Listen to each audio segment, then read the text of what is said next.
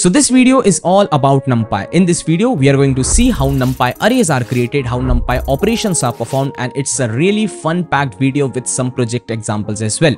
But before starting, I just want to tell you, NumPy is a library of Python. तो अगर आपने last video about Python नहीं watch करी है, तो it becomes a necessity. वो जरूर देख के आना. And साथ ही में यहाँ पे एक और नई चीज सीखेंगे, that is notebooks, कि कैसे notebooks को create किया जाता है, कैसे notebooks में work किया जाता है. So without wasting much time, let's start the video. So चलो भाइयों स्टार्ट करते हैं विथ NumPy. ऑल्दो इस वीडियो में अपन सारी चीजें देखेंगे, क्या NumPy ऑपरेशंस होते हैं, NumPy अरेज कैसे क्रिएट होते हैं, 2D मैट्रिक्स का क्या यूज केस होता है, कुछ स्मॉल प्रोजेक्ट्स भी बनाएंगे NumPy के साथ, सब कुछ कवर्ड रहेगा. लेकिन उससे पहले मैं एक चीज और बताना चाहता हूं, and that is notebooks. Now the reason I want to tell this, क्योंकि ये पूरा चैनल बेस्ड है डेटा साइंस पे, जिसमें आप लोग डेटा साइंस में machine learning, artificial intelligence, data analysis, data visualization सब कुछ कंप्लीट करेंगे. लेकिन उस चीज के लिए आपको चाहिए नोटबुक्स. तो पहले समझते हैं आखिर ये नोटबुक्स होती क्या है. So if you don't know, a notebook is a special file. एक फाइल होती है एग्जैक्टली, और इस फाइल का जो एक्सटेंशन होता है वो होता है .ipynb. तो भैया पाइथन की फाइल का एक्सटेंशन क्या था? .py था. तो नोटबुक का क्या है? .ipynb. अब इसका क्या काम होता है? It let's you right your code, run your code and see the output. तो भैया ये चीज तो पाइथन फाइल भी करती थी, लेकिन नोटबुक पे ऐसा क्या स्पेशल है? नोट्स ऐड कर सकते हो, इक्वेशंस ऐड कर सकते हो, इमेजेस भी कर सकते हो, चार्ट्स बना सकते हो, और सारी चीजें एक ही जगह पे आप कर पाओगे, क्योंकि there is a field known as data visualization, जहां पे कई सारे अपन चार्ट्स का, ग्राफ्स का यूज करेंगे, और वो सारे जब अपन पाइथन फाइल में लिखते हैं ना, थोड़ा सा टफ हो जाता है. So that's why notebooks are there for things. ठीक है, अब समझते हैं कैसे नोटबुक्स को एक्चुअली में डाउनलोड किया जाता है. So for downloading the notebook, सबसे पहले तो पॉपुलर जो नोटबुक होती है उसका नाम है Jupyter notebook. And let's see how you can download this using Anaconda. समझते हैं अभी एनाकोंडा क्या होता है, and get a brief overview how it works and how it can be used in VS Code and other platforms as well. बस बहुत simple है. तो चलो भैया डाउनलोड करते हैं सबसे पहले एनाकोंडा को. तो एनाकोंडा को डाउनलोड करने के लिए आपको यहाँ पे जाना है और लिखना है सिंपल ANACONDA एनाकोंडा, एंड यहाँ पे आपका आ जाएगा डाउनलोड. ठीक है, तो अब एनाकोंडा डाउनलोड पे आपको यहाँ पे दिखेगा एनाकोंडा डिस्ट्रीब्यूशन फ्री डाउनलोड. तो भैया डिस्ट्रीब्यूशन क्या है और ये क्या है एनाकोंडा, ये तो बताओ. तो चलो समझते हैं, चलते हैं VS Code पे. सो let's say I M on VS Code, और इस VS Code पे मैंने एक फाइल बना के रखी है, that is hello file. And by the way ये फाइल कौन सी है? ये वही फाइल है जो अपन ने पूरा पाइथन जिसमें कवर किया, तो वो तो देख ही लेना भाई, दैट्स इंपॉर्टेंट थिंग, क्योंकि वहां पे मैंने मॉड्यूल्स पैकेजेस भी समझाया है और मैंने इन डेप्थ हर चीज कवर करी है, जिससे अब आप ये चीजें कंप्लीट कर सकते हो.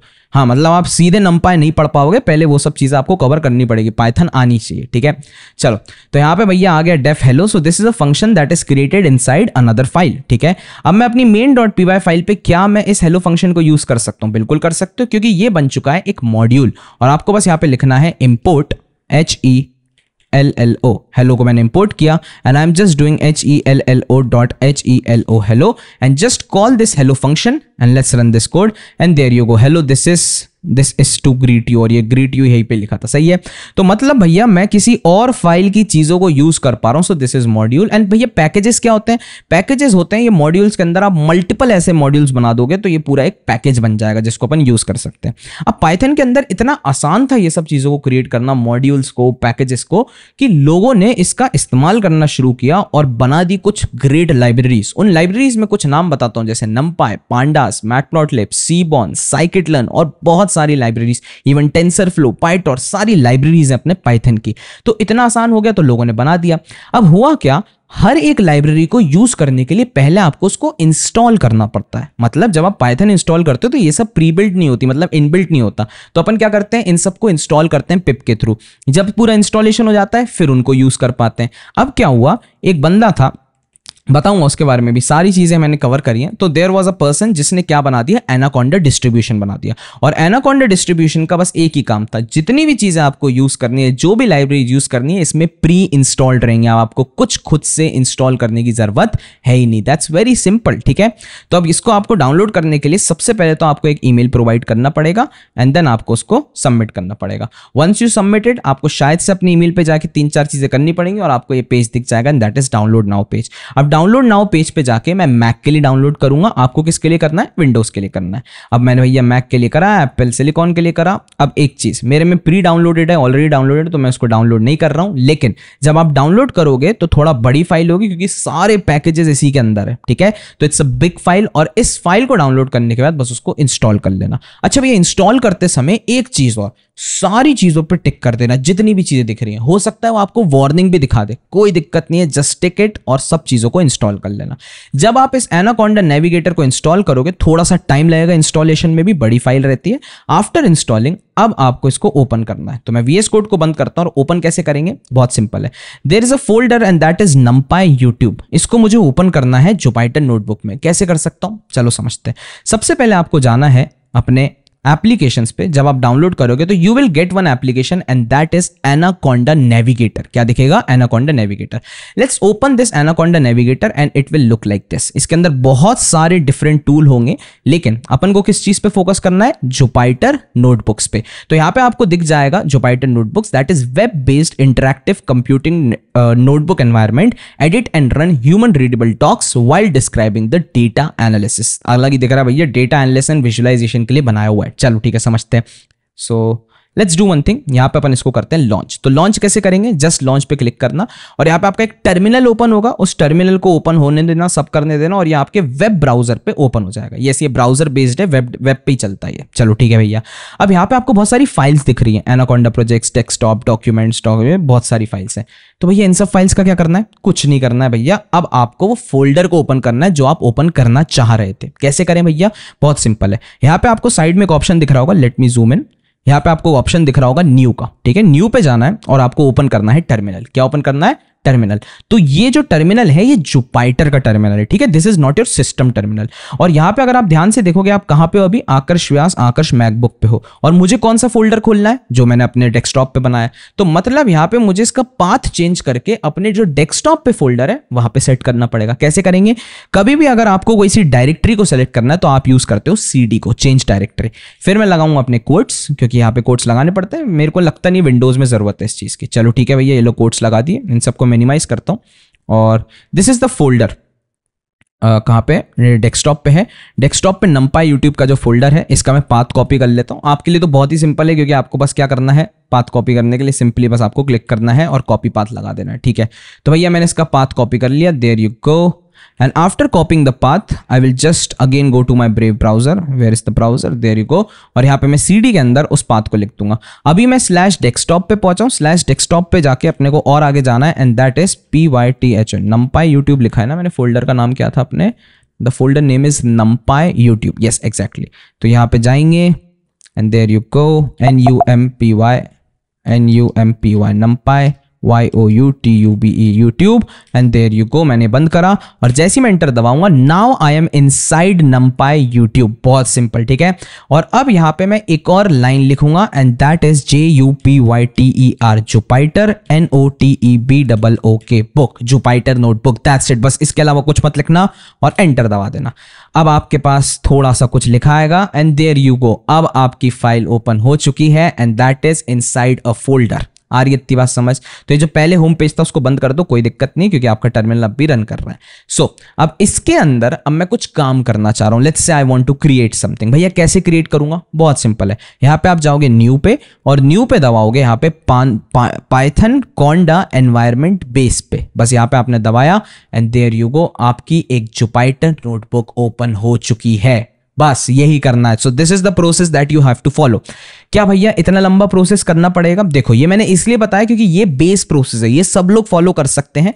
अब मेरे पास एक और अच्छी चीज है, मैं बस अपने फोल्डर पे राइट क्लिक करता हूं, मैं टर्मिनल ओपन करता हूं, और यहां पे मैं सीधे ही लिख देता हूं JUPYTER, जुपिटर नोटबुक। कोई दिक्कत नहीं, जैसे मैं जुपिटर नोटबुक लिखूंगा, it will take some time, and there you go. मैं डायरेक्टली अपने फोल्डर को ऐसे ओपन कर सकता हूं। अब ये चीज किसी किसी के में काम करेगी, किसी में नहीं कर सकती, इसलिए मैंने आपको ये पूरा प्रोसेस बताया, ठीक है। तो डायरेक्टली आप राइट क्लिक करके टर्मिनल पे ओपन करके अगर ओपन हो रहा है तो वेल एंड गुड, नहीं हो रहा कोई दिक्कत नहीं, जो पिछला वाला तरीका बताया उसके थ्रू आप ओपन कर लेना। चलो भैया, और हाँ एक चीज और, अगर फिर भी कुछ एरर्स आ रहे हैं लेट्स से, तो आप अपने जुपिटर नोटबुक एनाकोंडा का जो नेविगेटर है उसको रन एज एडमिनिस्ट्रेटर कर देना। क्या कर देना? Run as administrator. तो भी काम कर जाएगा। ठीक है, थोड़ा सा मेरे को पता है मेसी लगता है यार, इतना भैया अपन आराम से VS कोड पे पाइथन पे फाइल पे कर रहे थे, ये सब क्यों, समझाऊंगा बाद में, क्योंकि भाई देखो फिर बोल रहा हूं एनालिसिस विजुअलाइजेशन इज समथिंग जो यहीं पे यूज होता है। ठीक है, so this is your interface. अब इस इंटरफेस के अंदर अच्छी बात ये, this is one of the cell, और इस सेल के अंदर अगर मैं लिखता हूं a is equals to 12, so a is a variable right now. तो दूसरे सेल में कैसे आए भैया, शिफ्ट एंटर दबा के। तो अगर आप एक सेल से दूसरे सेल पे जा रहे हो तो आप डायरेक्टली या तो क्लिक भी कर सकते हो, लेकिन शिफ्ट एंटर से क्या होता है, एग्जीक्यूट होता है वो cell. Let me tell you how. जैसे मान लो यहां पे मैंने लिखा प्रिंट हेलो, हेलो लिखा है प्रिंट, और अगर मैं सीधे सेल पे आ गया तो कुछ भी अभी प्रिंट हुआ क्या, नहीं हुआ। लेकिन जब मैं शिफ्ट एंटर दबाऊंगा तो आप देख सकते हो हेलो प्रिंट हो चुका है। So this is the output of one of the cell. तो अब अच्छी बात ये है यहाँ पे भैया मल्टीपल जितने भी सेल्स बनाने बना सकते हैं, यस जितने सेल्स बनाने बनाओ, और हर सेल में एग्जीक्यूशन अलग तरीके से वर्क करेगा। जैसे मैंने यहाँ पे लिखा प्रिंट हाउ आर यू, और ये मैंने रन करा तो हाउ आर यू भी प्रिंट हो गया। Now one more great thing is कि यहाँ पे आप लेट्स से डेफ करके कोई सा फंक्शन क्रिएट कर रहे हो, देखना बहुत ध्यान से। डेफ हेलो फंक्शन है, और ये हेलो फंक्शन क्या कर रहा है, प्रिंट कर रहा है हेलो हाउ आर यू को, hello how are you, very simple. और अब अगर मैं इस फंक्शन को लेट्स से एग्जीक्यूट कर देता हूं, तो अभी तो कुछ नहीं हुआ, और मैं दूसरे सेल में उस फंक्शन को कॉल कर रहा हूं, तो ऐसा हो सकता है कि हाँ बिल्कुल हो सकता है। लो हेलो फंक्शन को मैंने कॉल किया और hello how are you print हो गया। So that means all the cells are interconnected. जिस सेल के अंदर जो चीज क्रिएट करनी है करो, और यहां पे अब आप अपना पूरा कोडिंग कर सकते हो। मतलब एक क्वेश्चन इधर सॉल्व कर दो, एक क्वेश्चन इधर कर दो, एक क्वेश्चन इधर सॉल्व कर दो। अगर इस चैनल के साथ जुड़े रहे, मैं गारंटी दे रहा हूं आपको पूरा और अच्छे से क्लियर अंडरस्टैंडिंग मिल जाएगी कैसे सब यूज होता है। ठीक है, so this is how you install your Jupyter, और इसको इस तरीके से यूज करते हैं। Now let's go towards our second way. अब सेकंड वे क्या है कि यही सारी चीज भैया मुझे VS कोड के अंदर यूज करनी है। क्या मैं कर सकता हूं, यस बिल्कुल कर सकते हो। तो ये जो NumPy यूट्यूब था, लेट्स डू वन थिंग, यहां पे VS कोड के अंदर ओपन कर लेते हैं। तो ये लो भैया VS कोड के अंदर ओपन हो गया, yes I trust the author. ठीक है, और ये जो untitled.ipynb फाइल है, अरे बाप रे भैया मैंने इसको ओपन किया, ये देखो यहाँ पे भी वैसे ही दिख रहा है जैसे वहां पे दिख रहा था। ये रहा code, markdown, run all, clear option, ये सब ऐसा कैसे हो पा रहा है। तो अगेन बता रहा हूँ, VS कोड में जाना है और आपको एक्सटेंशंस में जाना है। कहां पे जाना है, एक्सटेंशंस में, और यहां पे सर्च करना है जुपिटर। फिर बता रहा हूं भाई गाइस, थोड़ा सा समझना इस चीज को। वो जुपिटर नोटबुक अलग है, ये जुपिटर क्या है, सिर्फ VS कोड के अंदर अगर मैं यूज करना चाह रहा हूं तो मेरा ऑलरेडी इंस्टॉल्ड है, तो आपको इसको इंस्टॉल कर लेना है। जब आप इंस्टॉल करोगे तो आपको जुपिटर जैसा इंटरफेस दिखने लगेगा, जैसा कि मैं यहाँ पे दिखा रहा हूं। आ रही है समझ। अब यहाँ पे आप किसी भी चीज को जब आप रन करना चाहोगे तो रन करने के लिए you have to select a kernel. क्या करना पड़ेगा, सेलेक्ट अ कर्नल। चलो मैं दिखाता हूं। लेट्स से मैंने कुछ भी अभी सेलेक्ट नहीं करा और मैं इसको रन करता हूं, तो यहाँ पे आपको बोला जा रहा है कि भाई आप किसी पाइथन एनवायरमेंट को सेलेक्ट करो। तो आप जाओगे अपने पाइथन एनवायरमेंट को, मेरे पास 3-4 एनवायरमेंट है, मेरे पास 3-4 वर्जन है पाइथन के, ऑलरेडी मैं वर्क कर चुका हूं 3-4 चीजों में। लेकिन what you have to do is, आप या तो कॉन्डा एनवायरमेंट सेलेक्ट कर लो या तो ग्लोबल कर लो, कोई दिक्कत नहीं है। Let's say I am using my global environment. ठीक है भैया, तो यहाँ पे कुछ चीजें हैं कि आपको रिक्वायर्ड है ये सब इंस्टॉल करने के लिए, तो VS कोड खुद आपको सजेस्ट करेगा, आप उन सबको इंस्टॉल कर लेना। तो यहाँ पे मैं ग्लोबल वर्जन के अंदर अपने जुपिटर को, सब चीजों को इंस्टॉल कर रहा हूं, देयर यू को। ठीक है, अब जब आपने पाइथन वर्जन को इंस्टॉल कर लिया है, सब कुछ इंस्टॉल हो जाएगा, and again you want to run this time देखो भैया हेलो प्रिंट हो गया। सही है, प्रिंट हाउ आर यू भी प्रिंट हो चुका है। कोई भी फंक्शन सब कुछ हो सकता है यूज। लेकिन नाउ द मेन प्रॉब्लम है कि जब आप VS कोड में इसको यूज करते हो तो आपके पास NumPy, Pandas, Matplotlib, Seaborn जैसी लाइब्रेरीज का एक्सेस नहीं रहेगा। पूछो क्यों नहीं रहेगा, क्योंकि भैया एनाकोंडा जो डिस्ट्रीब्यूटर था वो तो सारी चीजें इंस्टॉल करके दे रहा था, लेकिन क्या यहां पे आपके पास सारी चीजें इंस्टॉल्ड है, नहीं इंस्टॉल्ड है। तो उस चीज के लिए मैं यह कर सकता हूं कि यहाँ पे भैया जो मैं अनदर कर्नल है, मैं वहां पे कॉन्डा एनवायरमेंट को चूज कर सकता हूं। लेकिन अगर अब आपने लेट्स से वो चूज ही नहीं किया तो यहाँ पे कॉन्डा एनवायरमेंट आपको दिखेगा नहीं। मतलब आपने लेट्स से एनाकोंडा एनवायरमेंट को इंस्टॉल ही नहीं किया है तो यहाँ पे आपको नहीं दिखेगा। तो मैं तो ये कर सकता हूँ, लेकिन भैया अगर नहीं किया है इंस्टॉल फिर क्या करेंगे, बहुत सिंपल है। यहाँ पे आपको हर चीज को यूज करने से पहले लिखना पड़ेगा पिप इंस्टॉल NumPy लिखना पड़ेगा, और जब मैं पिप इंस्टॉल NumPy लिख के एग्जीक्यूट करूंगा तो इस तरीके से आपका पूरा पैकेज पहले डाउनलोड होगा और फिर आप उसको यूज कर पाओगे। मतलब अगर मैं VS कोड में यूज कर रहा हूं और बिना किसी चीज को डाउनलोड करे हुए, तो पहले मेरे को हर चीज को यूज करने से पहले इंस्टॉल करना पड़ेगा। एग्जैक्टली तो इन सब चीजों के लिए बहुत सारे जो बड़े क्रिएटर्स होते हैं वो लोग क्या करते हैं, एक रिक्वायरमेंट फाइल बनाते हैं। मतलब डेवलपर्स जो होते हैं वो रिक्वायरमेंट फाइल बनाते हैं और उस रिक्वायरमेंट फाइल को आपको पहले डाउनलोड करना पड़ता है। ऐसी भैया NumPy, Pandas सब के लिए आपको पहले इंस्टॉल करना पड़ेगा, फिर रन करना पड़ेगा। तो ये हो गया अपना दूसरा तरीका कंप्लीट। आई होप समझ आ रहा है। Now let's go towards our third way and the final way, and that is आप यूज कर सकते हो गूगल कोलैब को। किसको यूज कर सकते हो? गूगल कोलैब को। आपको ओवरराइट कर देता हूं, ठीक है। And let's go towards our Google Colab. ये सबसे बेस्ट वे लगता है मुझे। मैं बता रहा हूँ क्यों, क्योंकि यहाँ पे मैंने ऑलरेडी थोड़ा बहुत चीज़ों में वर्क करके रखा हुआ है। और अच्छी बात ये होती है गूगल कोलैब की, आप यहाँ पे न्यू नोटबुक पे दबा सकते हो एंड देयर यू गो, आपको गूगल कोलैब आपके अकाउंट से सिंक रहता है। तो आपके ड्राइव पे सारे फोल्डर्स एंड फाइल्स बन जाएंगे जो भी आप काम यहाँ पे करना चाह रहे हो, and there you go, same to same code चीज़ मिल जाएगी। यहाँ पे भी आप लिख सकते हो print hello. The only problem is कि ये क्लाउड पे चलता है, तो अगर आपका नेट थोड़ा सा स्लो है तो थोड़ा धीरे चलेगा, तो नेट फास्ट रखना इस चीज को। इवन देखो मेरा भी एग्जीक्यूट होने में टाइम लगा रहा है, हो जाएगा हेलो प्रिंट, लेकिन थोड़ा सा टाइम लग सकता है। अब one more good thing about this Google Colab is कि यहाँ पे आपको मिलता है जीपीयू सपोर्ट। यस, अगर आपका सिस्टम थोड़ा सा वीक है और लेट्स से आप आने वाले समय में मशीन लर्निंग के बड़े मॉडल्स को ट्रेन करना चाह रहे हो, तब आपके पास जीपीयू की नीड रहेगी। और जीपीयू की नीड कहाँ से फुलफिल होगी? गूगल कोलैब से। इवन आगे भी जब मैं मशीन लर्निंग के बड़े प्रोजेक्ट्स बनाऊंगा, लेट्स से डीप लर्निंग के, जिसमें मैं RNN CNN बहुत सारी चीजें बनवाऊंगा, तो वहां पे मैं क्या यूज करवाऊंगा? जुपिटर, जुपिटर बोल रहा हूं, गूगल कोलैब। आई होप ये चीज समझ आ रही, ठीक है। So that's the third and final way. और यहां पे सारी चीजें प्री इंस्टॉल्ड रहती हैं, सीधे आप numpy को यूज कर सकते हो, कोई दिक्कत नहीं है। That's it. तो ये हो गए 3 तरीके, जैसे किस तरीके से आप नोटबुक को क्रिएट कर सकते हो और उस नोटबुक के अंदर आप अपना कोड लिख सकते हो। So that's it. और I guess now let's see how to use notebook. I am going to use Jupyter, तो मैंने आपको बता दिया I will use Jupiter.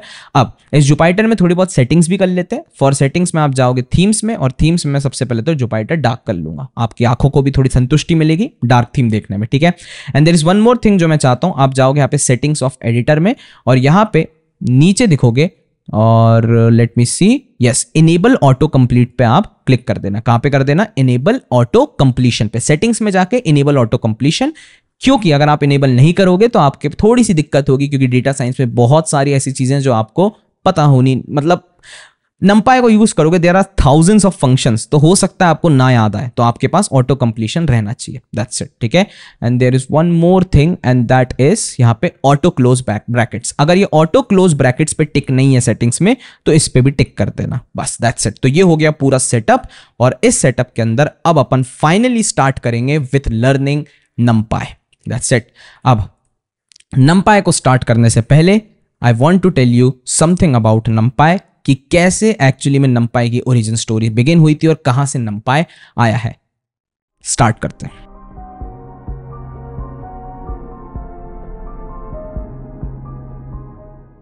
Now let's see a brief origin story of NumPy and how it was created. But first of all, you must know Python was always very powerful with maths. मतलब अगर मैं compare करता हूँ दूसरी languages से, Python की computational math power बहुत ज्यादा पावरफुल थी। लेकिन एक चीज मिसिंग थी Python में, and that was arrays. Yes, Python had some inbuilt data structure like list, tuples, dictionary, sets, but there was no array.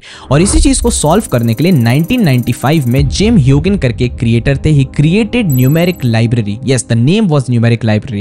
This library provided array support. लेकिन the problem was the performance was not that good. अब इसी चीज को और resolve करने के लिए in the early 2000 another library was developed by Space Telescope Science Institute and they named it NumArray. Now what they wanted was कि जो पहले लाइब्रेरी क्रिएट हुई थी उसकी पावर को इंक्रीज किया जाए, लेकिन still it was not compatible. मतलब जो लास्ट लाइब्रेरी थी वो कंपैटिबल नहीं थी NumArrays के साथ, तो यहाँ पे एक और बार थोड़ा सा फेलियर दिखा। लेकिन after that in 2005 Travis Oliphant करके एक क्रिएटर थे, he combined these two libraries. The first library was numeric library and another was NumArray and named it NumPy and finally there was arrays in Python. So अब आपको समझ आएगा किस तरीके से NumPy को क्रिएट किया गया था। लेकिन what are the special powers of NumPy? NumPy is written in C which are compiled and super fast. मतलब अगर मैं अपने पाइथन की बात करता हूं, it's an interpreted language and it is slow. लेकिन जो C लैंग्वेज था जिसके अंदर NumPy का पूरा कोड लिखा गया था, इट वाज वेरी फास्ट और उसको कनेक्ट कर दिया गया था पाइथन से through a library. That's it. This is the main reason NumPy is up to 50 times faster than Python list. अब स्टार्ट करते हैं विथ NumPy, क्योंकि भैया सब इंट्रोडक्शन हो गया, समझ आ गया कैसे सब कुछ क्रिएट करना है। And now let's start with the learning कि क्या क्या चीजें करने वाले हैं। So in this video we are going to see numpy arrays कैसे क्रिएट होते हैं, numpy indexing क्या होती है, numpy के ऑपरेशंस क्या होते हैं, and then we will move towards some of the numpy exercises. So let's start with the first part and that is numpy arrays. Now you all know कि कैसे numpy originate हुआ था. You also no कि कैसे एक notebook को create किया जाता है. या तो आप उसको जुपाइटर नोटबुक से क्रिएट कर सकते हो एनाकोंडा डिस्ट्रीब्यूशन को डाउनलोड करके, या तो आप सीधे अपने VS कोड में चला सकते हो, या फिर आप मल्टीपल और ऑप्शंस होते हैं जैसे गूगल कोलैब में यूज कर सकते हो, या फिर आप अपने लेट्स से कैगल कम्युनिटी बाद में उसके बारे में बताऊंगा जब पांडास पढ़ेंगे वहां पे भी यूज कर सकते हो. There are multiple options. Now सब पता लग गया, लेकिन ये वीडियो भैया किस पे है? This video is about numpy arrays. ठीक है, तो numpy arrays के लिए जो सबसे पहली चीज पढ़नी है वो है what are actually numpy arrays. तो स्टार्ट करते हैं विद numpy arrays. तो पहले तो आपको पता होना चाहिए अरे होता क्या है आखिरकार. तो सबसे पहले तो एक चीज होती है that is known as list. ठीक है, अपन ने पाइथन पढ़ी, नहीं पढ़ी है तो पढ़ के आओ वाला पार्ट. ठीक है, तो Python list is 1, 2, 3, 4. This is a Python list. Very simple. भैया अरेज क्या होते हैं? अरेज भी यही होते हैं 1, 2, 3, 4. तो भैया बिल्कुल सेम दिखते हैं. हाँ बिल्कुल सेम दिखते हैं. भैया कुछ डिफरेंस होता है क्या? हाँ होता है डिफरेंस, बहुत डिफरेंस होता है. तो चलो समझते हैं कि लिस्ट और अरेज में डिफरेंस क्या होता है. तो डिफरेंस समझने के लिए let's go towards when we are doing Python we had the data structures list and numpy is famous for arrays. Let's see the difference.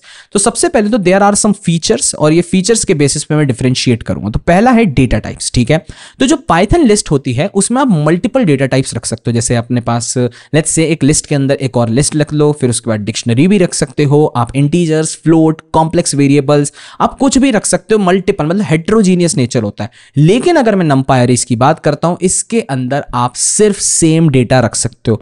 तो भैया सेम डेटा का मतलब ये भी हेट्रोजीनियस ही होता है, लेकिन सेम डेटा मतलब अगर आप लिस्ट रख रहे हो तो सिर्फ लिस्ट रखोगे, अगर आप स्ट्रिंग्स रख रहे हो तो सिर्फ स्ट्रिंग रखोगे, अगर आप इंटीजर्स रख रहे हो तो सिर्फ इंटीजर्स रखोगे. इस तरीके से numpy arrays काम करता है. इसको मैं कोड में और अच्छे से करके दिखाऊंगा तो ज्यादा समझ आएगा. ठीक है, अब बात करते हैं परफॉर्मेंस की. तो जो परफॉर्मेंस है उसमें पाइथन लिस्ट काफी ज्यादा स्लो होती है क्योंकि इंटरप्रेटेड लैंग्वेज होती है, लेकिन numpy arrays काफी ज्यादा फास्ट होते हैं क्योंकि ये C लैंग्वेज में एम्बेड करेगा या फिर इसका कंपाइल टाइम होता है. ठीक है, तो अपन बोल सकते हैं performance is very slow in Python list and numpy arrays are up to 50 times faster than Python list. चलो ठीक है, अब मेमोरी एफिशिएंसी की बात करते हैं. मेमोरी एफिशिएंसी इज लो मतलब कि भैया एफिशिएंसी काफी लो है, मतलब ज्यादा स्पेस लेती है पाइथन लिस्ट, लेकिन numpy arrays की मेमोरी एफिशिएंसी काफी ज्यादा हाई होती है, मतलब कम स्पेस में अच्छा काम कर पाता है. ठीक है भैया, and then there are something known as vector operations. I will tell you afterwards कि what are vectors and what are matrix. तो वेक्टर ऑपरेशंस में आपको मैनुअल लूप्स लगाने पड़ते हैं if you are using Python list, लेकिन numpy arrays में काफी ज्यादा इजीली आप ये सारी चीजें परफॉर्म कर सकते हो because of broadcasting and other some stuffs. ठीक है, तो यहां पे आप बोल सकते हो numpy arrays is better in many case scenarios than Python list. चलो ठीक है भैया, आगे बढ़ते हैं. Now let's move towards our notebook and see how arrays are created and the good thing is you will be provided with the notebooks. Exactly. तो जो भी मैं यहां काम करूंगा सब GitHub पे आपको मिल जाएगा, लेकिन what I want is जो मैं करता जा रहा हूं साथ में आप भी बनाते जाओ. So for you, all of you guys, I have created this numpy folder and let's create it. और यहां पे मैंने लिख दिया जुपाइटर क्योंकि मैं इसको जुपाइटर में ओपन करना चाह रहा हूं. तो बहुत सिंपल होता है, आपको बस क्या करना है, उसको राइट क्लिक करके terminal Jupyter notebook and by the way आप इसको VS कोड में भी यूज कर सकते हो, फाइल्स आपके पास आ जाएंगे. तो जैसे ही मैं ओपन करता हूं सो देयर यू गो, और यहां पे मैंने एक फोल्डर या फिर आप बोल सकते हो एक फाइल ऑलरेडी क्रिएट करके रखी है, दैट इज .ipynb फाइल. आपको पता है ipynb फाइल किसके लिए होती है? नोटबुक्स के लिए होती है, जिसमें मैं अरेज को समझाने वाला हूं. ठीक है, you can create your new file using here new and Python पे क्लिक कर देना, आपकी नई फाइल क्रिएट हो जाएगी. सो लेट्स ओपन दिस अरे फाइल्स, और इस अरे फाइल्स के अंदर मैं क्या क्या करवाने वाला हूं समझ लो. सबसे पहले I will tell you some basic array creations, array generation functions, random generation functions, array attributes, array methods and reshaping and resizing of arrays. ठीक है, अभी इसके बाद वाला सीन आएगा जब इंडेक्सिंग करेंगे. तो पहले तो समझते हैं कैसे एक array को क्रिएट किया जाता है. सबसे पहली चीज आपको जो करनी है वो है import your numpy. As you all know, numpy was a library. अब लाइब्रेरी के अंदर बहुत सारे फीचर्स होते हैं और उन सारे फीचर्स को मैं यूज करना चाहता हूं. एक तरीके से एक पैकेज है जो क्रिएट किया था किसी इंसान ने. अब अगर इसको यूज करना चाहता हूं तो इसको पहले क्या करना पड़ेगा? इंपोर्ट करना पड़ेगा. तो इंपोर्ट कैसे करेंगे? Import numpy as np. There you go, import हो गया numpy. अब जब इंपोर्ट हुआ numpy, इसके बाद now let's talk about some basic array creations. याद रखना ये जो numpy है इसको आप डायरेक्टली बस ऐसे भी इंपोर्ट कर सकते हो, लेकिन मैं एज np इसलिए लिखता हूं क्योंकि मैं बार बार मल्टीपल फंक्शन से मैं नहीं चाहता पूरा numpy लिखूं, तो इसलिए सिर्फ np लिख दिया. बहुत सिंपल. ठीक है, nb लिख सकते हो, कोई दिक्कत नहीं. अब बात करते हैं बेसिक अरे क्रिएशंस पे. ठीक है, अब बेसिक अरे क्रिएशन के लिए सबसे पहले तो मैं नीचे कुछ सेल्स ओपन कर देता हूं. सेल्स ओपन करने के लिए राइट साइड पे दबाना और यहाँ पे बी दबा दोगे तो बिलो कुछ सेल्स क्रिएट हो जाएंगे, ठीक है। तो सबसे पहले तो आपको पता होना चाहिए whenever you are creating an numpy array it is created using a list. Exactly, तो जो लिस्ट है ना अपनी स्ट्रिंग की, उसी का यूज करके numpy अरे क्रिएट होता है। भैया कैसे होता है, चलो देखते हैं। मान लो I want to create an array, तो आपको सबसे पहले एक बहुत ही सिंपल फंक्शन ओपन करना पड़ेगा, np.array, this is the function. और इस फंक्शन को मैं यूज करूंगा क्रिएट करने के लिए एक लिस्ट। कैसे क्रिएट करूंगा, देखो भैया ये हुआ लिस्ट 1, 2, 3, 4, और अब मैं इसको जैसे शिफ्ट एंटर दबाता हूं यू विल सी एक अरे क्रिएट हो चुका है, ठीक है। Bye the way it is not saved right now, तो इसको सेव करने के लिए किसी वैल्यू के अंदर सेव करते हैं, लेट्स से ARR के अंदर सेव कर देते हैं and let's again run this. तो अभी कुछ प्रिंट नहीं हो रहा है क्योंकि अभी बस ये सेव हुआ है एंड लेट्स से मैं प्रिंट करता हूं ARR को, तो you will see an array has been created and that is 1, 2, 3, 4, और ये स्क्वायर ब्रैकेट्स के अंदर, ये लिस्ट की तरह ही दिखता है, मैंने पहले ही बोला था। तो मतलब अगर मैं एक लिस्ट प्रिंट करता हूं 1, 2, 3, 4 और फिर मैं इसको प्रिंट करता हूं ए को, तो ये कुछ ऐसी दिखेगी, और अरे को अगर मैं क्रिएट करता हूं तो ये कुछ ऐसा दिखेगा। थोड़ा सा डिफरेंस आता है कि यहाँ पे बस अरे लिखा आ जाता है, यहाँ पे अरे नहीं लिखा आता, यहाँ पे सीधे 1, 2, 3, 4 लिखा आता है, दैट्स इट, ठीक है। तो you have created a simple अरे एंड यूजिंग दिस अरे अब आप कुछ भी चीजें कर सकते हो, मैं बताता हूं कैसे कैसे। अब सबसे पहले तो एक और चीज देख लो अबाउट डेटा टाइप्स, ठीक है। मैंने आपको बोला था लिस्ट के अंदर आप मल्टीपल डेटा टाइप्स रख सकते हो। लेट्स से मैंने लिखा है यहाँ पे हेलो, और यहाँ पे 3 को मैंने लिख दिया 3.5। So now your data types are different. आपके पास एक इंटीजर है, एक क्या है आपके पास, ऑब्वियसली फ्लोट है, और एक स्ट्रिंग है। और अब मैं इसको प्रिंट करता हूं, देखो भैया एक इंटीजर, एक फ्लोट और एक स्ट्रिंग, तो बिल्कुल सही चल रहा है। लेकिन अगर इसी चीज को मैं अब अरेज में कन्वर्ट कर दूं तो भैया एरर आना चाहिए, क्योंकि अरे क्या बोलता है, सेम डेटा टाइप होना चाहिए भाई सबका। तो देखते हैं क्या होता है, np.array और उसको मैं ए पास कर रहा हूं, ए इज आर लिस्ट। भैया लिस्ट ही पास करते हैं अरे में, तो अभी आपने बताया था एक लिस्ट को कन्वर्ट करते हैं, बिल्कुल सही है। Now if I am passing this list और अब मैं इसको एंटर करता हूं, you will see something and that is U32 data type. इसका मतलब ये होता है कि all the data types have been change to Unicodes, या फिर आप बोल सकते हो स्ट्रिंग्स में कन्वर्ट हो गए हैं। तो यहाँ पे देखो 1 भी स्ट्रिंग में हो गया, 2 भी हो गया, 3.5 भी हो गया, एंड हेलो भी स्ट्रिंग में कन्वर्ट हो चुका है। That's it। तो मतलब एक ही डेटा टाइप रहेगा, तो जरूरी नहीं है एरर आए। वो क्या करेगा, जो भी आप दे रहे हो उल्टी पुल्टी चीजें सबको वो स्ट्रिंग में कन्वर्ट कर देगा। भैया व्हाट इफ मैं स्ट्रिंग ही नहीं दे रहा, अब क्या होगा, मान लो now everything will be converted in floats, क्योंकि एक फ्लोट वैल्यू थी 3.5, तो 1 पॉइंट कर दिया, 2 पॉइंट कर दिया, सब कुछ अब फ्लोट्स में कन्वर्ट हो गया। आई होप ये चीज समझ आ रही होगी कैसे अरेज क्रिएट होते हैं, ठीक है। चलो अब ये जो अरेज है ना और लिस्ट है, इसमें एक और चीज होती है and that is one thing is known as vectors and another thing is known as matrix. तो समझते हैं वेक्टर्स एंड मैट्रिक्स क्या होता है।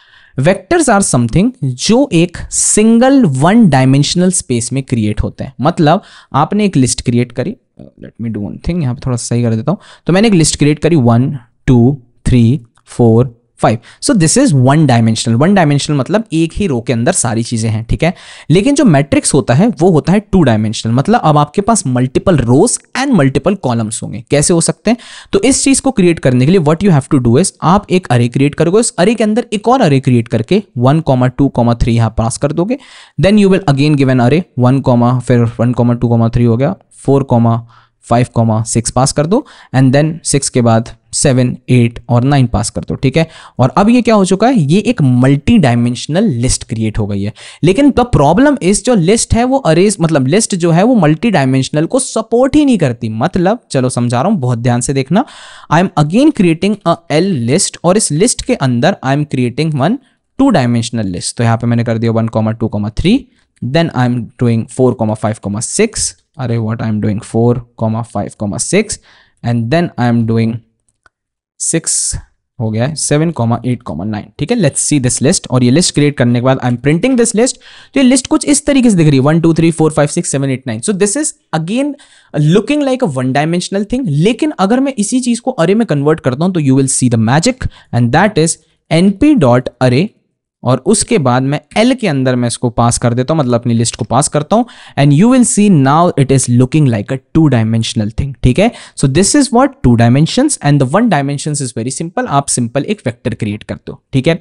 अच्छा, एक चीज और होती है, 2 डायमेंशनल के आगे भी होता है, और उनको अपन बोलते हैं 3 डायमेंशनल, 4 डायमेंशनल, सबको अपन बोलते हैं टेंसर्स। क्या बोलते हैं, टेंसर्स। टेंसर फ्लो जैसी चीज तो आपने सुनी होगी लाइब्रेरी, बाद में वो सब भी पढ़ेंगे इस चैनल पे। लेकिन अभी बस ये समझो कि this is 2 dimensional matrix and that is vectors 1 dimensional, और 2 डायमेंशनल के ऊपर क्या होते हैं, टेंसर्स होते हैं। वेरी सिंपल, ठीक है भैया।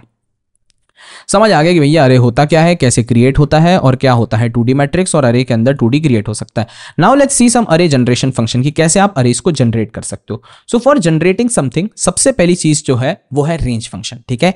तो आप करोगे क्या, np.arange अरेंज लिखोगे। सो भैया what is this range? Range function वैसे ही वर्क करता है जैसे आप लूप्स में यूज करते थे, start stop and steps points, लेकिन बस आप अरे जनरेट करने के लिए arange लिखोगे, ठीक है। और लेट्स से मैं चाहता हूं 1 से लेके 10 तक के नंबर्स जनरेट हो जाएं, 1,10 लिखूंगा। अगर 10 लिखूंगा तो कहां तक होंगे, 9 तक होंगे। जैसे रेंज फंक्शन वर्क करे तो क्या लिखना पड़ेगा, 11 लिखना पड़ेगा। एंड यू विल सी एक अरे जनरेट हो जाएगा 1 से लेके 10 तक का। कितना ही तो सिंपल है भैया, इसमें क्या इतना है, बहुत सिंपल है, ठीक है। अब अगर मैंने स्टेप्स 2 दे दिए भैया फिर क्या होगा, तो भैया ऐसा हो जाएगा। और याद रखना भाई, if you are generating something, यहाँ पे मैंने सेव नहीं किया, इसको सेव करते चलो ARR इज इक्वल्स टू और फिर ARR को प्रिंट करो, ठीक है। इट्स अ गुड प्रैक्टिस कि आप अरे जनरेट कर रहे हो and you will saving that अरे, ठीक है। चलो ठीक है भैया, तो पहला तो हो गया अरेंज फंक्शन। दूसरा बताओ कोई सा और तरीका कैसे जनरेट कर सकता हूं। You can generate some zeros. क्या कर सकते हो, जीरोस को जनरेट कर सकते हो। देखते हैं कैसे। ARR इज इक्वल्स टू मैंने लिखा np.zeros, क्या लिखा, zeros जीरोस, और इसके अंदर let's say I am providing 6, क्या कर रहा हूं 6। So this will give me 6 zeros. कैसे, अरे को प्रिंट करके देखते हैं एंड देयर यू गो, आपके पास क्या आ चुके हैं, 6 जीरोस आ चुके हैं। लेकिन भैया दिस इज वन डायमेंशनल यार, एक वेक्टर हो रहा है। What if I want to provide a matrix, तो मैट्रिक्स कैसे जनरेट करूंगा, लेट्स सी। ये जो 6 लिखा था ना, इसमें एक और ब्रैकेट लगाओ और दिस टाइम लिख दो 6,6। देखते हैं क्या होता है। 6,6 मतलब 6 रोज और 6 कॉलम्स, ऐसा कुछ होगा क्या? यस। तो सबसे पहले आप समझते हैं कि what are rows and columns in matrix. तो अगर मैं यहां पे लिखता हूं लेट्स से 4,8, इससे अच्छे समझ आ जाएगा। तो 4,8 का मतलब ये है I need 4 rows and 8 columns. तो भैया रोज क्या होती हैं, ये जो आप हॉरिजॉन्टल में देखते हो these are my rows, and ये जो वर्टिकल्स में देखते हो these are my columns. Very simple, ठीक है। तो rows and columns is very simple, horizontals are rows and verticals are columns, and I provided 4 rows and 8 columns, that's why there are 4 rows and 8 columns. ठीक है भैया, समझ गए। तो भैया जीरोस के अलावा कोई सा और होता है? यस बिल्कुल होता है। ARR is equals to np.ones, and by the way बार बार मैं ARR एक वेरिएबल लिख रहा हूं ना, तो ऊपर वाली सारी चीजें क्या हो रही होंगी, चेंज हो रही होंगी, ठीक है, या फिर रीअसाइन हो रही होंगी। np.ones, और np.ones के अंदर लेट्स से मैंने 6 कर दिया तो 6 1 आ जाएंगे। लेट मी प्रिंट इट, तो 6 1 आ गए। लेकिन अगेन मैंने यहाँ पे ऐसे ब्रैकेट में लगा के 6,6 लिख दिया, तो 6 रोज एंड 6 कॉलम्स के साथ वंस जनरेट हो जाएंगे। It's very simple. चलो ठीक है भैया, अब अपने को देखना है एक और चीज, and that is linspace. Linspace क्या होता है? लिनस्पेस को आप बोल सकते हो लीनियर स्पेसिंग। लीनियर स्पेसिंग को शॉर्ट में बोलते हैं लिनस्पेस। समझाता हूं कैसे। काफी सारे लोग ना लिनस्पेस और रेंज फंक्शन में कंफ्यूज हो जाते हैं। तो लेट मी टेल यू क्या होता है। np.linspace लिखूंगा, एंड लेट्स से आपको नहीं पता लिनस्पेस में क्या यूज होता है, तो आप क्या यूज करोगे? तो भाई ये शिफ्ट एंड टैब दबाओगे। आप क्या दबाओगे? Shift tab दबाओगे। जब आप शिफ्ट टैब दबाते हो तो आपको पता लग जाता है कि ये जो लिनस्पेस फंक्शन है ये क्या करता है। तो returns evenly spaced number over a specified interval. ठीक है भैया, एक इंटरवल के अंदर इवनली स्पेस्ड नंबर्स प्रोवाइड करता है। कैसे करता है, चलो देखते हैं। लेट्स से आपने एक रेंज प्रोवाइड करी, ठीक है भैया, 1 से लेके आपने प्रोवाइड करा 5 तक। क्या करा? 1 से लेके 5 तक प्रोवाइड करा। And now you want total of 2 elements between 1 and 5। कितने एलिमेंट्स चाहिए? 2 elements. So if I run this और अरे को मैं प्रिंट करता हूं, you will see there are only 2 elements, 1 and 5, क्योंकि 1 और 5 के बीच में 2 चाहिए तो 2 एलिमेंट्स आ गए। व्हाट इफ मैं कर दूं यहाँ पे 3 elements? Now what will happen? एक आएगा 1, एक आएगा 3 और एक आएगा 5। और अगर ध्यान से देखोगे तीनों के बीच में स्पेस बिल्कुल सेम होगा, लीनियर स्पेस होने वाला है, ठीक है, इसलिए लिन स्पेस नाम है इसका। तो 1 और 3 के बीच में 2 का स्पेस है, 3 और 5 के बीच में भी 2 का स्पेस है। भैया व्हाट इफ मैंने लिख दिया 5 एलिमेंट्स चाहिए, तो क्या होगा? Let's see.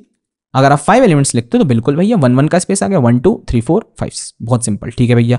व्हाट इफ मैंने लिख दिया 10 एलिमेंट? अब परेशानी होगी? कोई परेशानी नहीं होगी, बिल्कुल सेम देगा स्पेस। 1 1.4 1.8 2.3 2.7 3.2, मतलब बिल्कुल बीच में एकदम सेम स्पेस है, लीनियर स्पेस। तो भैया व्हाट इफ मैंने 1 से लेके 0 से लेके 1 लिखा और यहां पे मुझे चाहिए 100 एलिमेंट। क्या अब भी बिल्कुल सेम स्पेस देगा सबके बीच में? हाँ देगा। लो देख लो, 0 ही होगा पहला एलिमेंट, आखिरी एलिमेंट 1 ही होगा, और उनके बीच में वो 100 नंबर्स को जनरेट करेगा और सबके बीच में क्या रहेगा? सेम स्पेस रहेगा। This is the use case of linspace, ठीक है। आई होप इतनी चीज समझ आई होगी लीनियर स्पेसिंग के लिए। बाद में सब चीजों का कहीं ना कहीं छोटा मोटा यूज आता है, तो भैया जुड़े रहना चैनल के साथ, सब समझ आएगा, ठीक है। चलो आगे बढ़ते हैं। अब रैंडम जनरेशन फंक्शंस भी देखते हैं कुछ। भैया ये तो कर लिया मैंने, रैंडमली जनरेट तो नहीं करे, ये तो मतलब नॉर्मल जनरेशन फंक्शंस देखे। तो रैंडम कैसे जनरेट करेंगे, चलो भैया बिलो सेल्स बना लेता हूँ थोड़े बहुत। And now let's see some random number generation. ठीक है, तो सबसे पहले तो रैंडम नंबर जनरेशन को समझने से पहले आपको याद होगा मैंने एक लाइब्रेरी आपको बताई थी, and that was random library, याद है? और रैंडम लाइब्रेरी मैंने पाइथन की वीडियो में बनाई थी when I was making a game with file loop. ठीक है, so this random library allows us to generate some random numbers। ठीक है भैया, and this is numpy and numpy allows us to create some arrays। तो what if numpy और random library साथ में मिल गए तो क्या होगा, एक array भी create होगा विथ रैंडम नंबर्स जनरेशन। ठीक है, तो मतलब मैं ये बताना चाह रहा हूं कि when you are using a numpy library, जब आप उसको इंस्टॉल करते हो तो रैंडम लाइब्रेरी भी ऑटोमेटिकली इंस्टॉल हो जाती है। ठीक है, और दोनों फिर अब साथ में ही काम करेंगे। चलो समझते हैं कैसे, देखते हैं। वैसे रैंडम लाइब्रेरी तो इनबिल्ट होती है तो कोई दिक्कत की बात ही नहीं है। तो सबसे पहले जो फंक्शन होता है वो होता है एनपी। एनपी तो है ही अपनी मेन लाइब्रेरी, और फिर उसके बाद अपन रैंडम लाइब्रेरी को कॉल करते हैं, और रैंडम लाइब्रेरी को कॉल करने के बाद मैं कॉल करता हूं RAND रैंड को। ठीक है, now what is this rand function, देखते हैं समझते हैं। लेट्स से मैंने यहां पे लिखा 5, what I am writing 5, and let's say मैं इसको प्रिंट करता हूं तो you will see there are 5 random elements. Very good, let's say मैं लिखता हूं यहां पे 10 लिखता हूं तो again there are 10 random element. By the way this is what, this is a vector. ठीक है, ये कोई मैट्रिक्स नहीं है, 2 लाइन में आपने सोचा तो बस आ नहीं रही थी इसलिए उसको चेंज हो गया। एक ही ब्रैकेट अगर लगा है तो इट्स अ वेक्टर, 2 ब्रैकेट्स लगे जैसे ऊपर दिखाता हूँ 2 ब्रैकेट्स ये, तो ये होता है मैट्रिक्स जब आपके स्टार्ट और एंड में 2 ब्रैकेट्स होते हैं। ठीक है, तो इट्स अ वेक्टर। और एक खास बात यह है रैंडम फंक्शन की, you are seeing all the values zeros के बाद, मतलब 1 और 0 के बीच में ही सारी वैल्यूज आ रही है।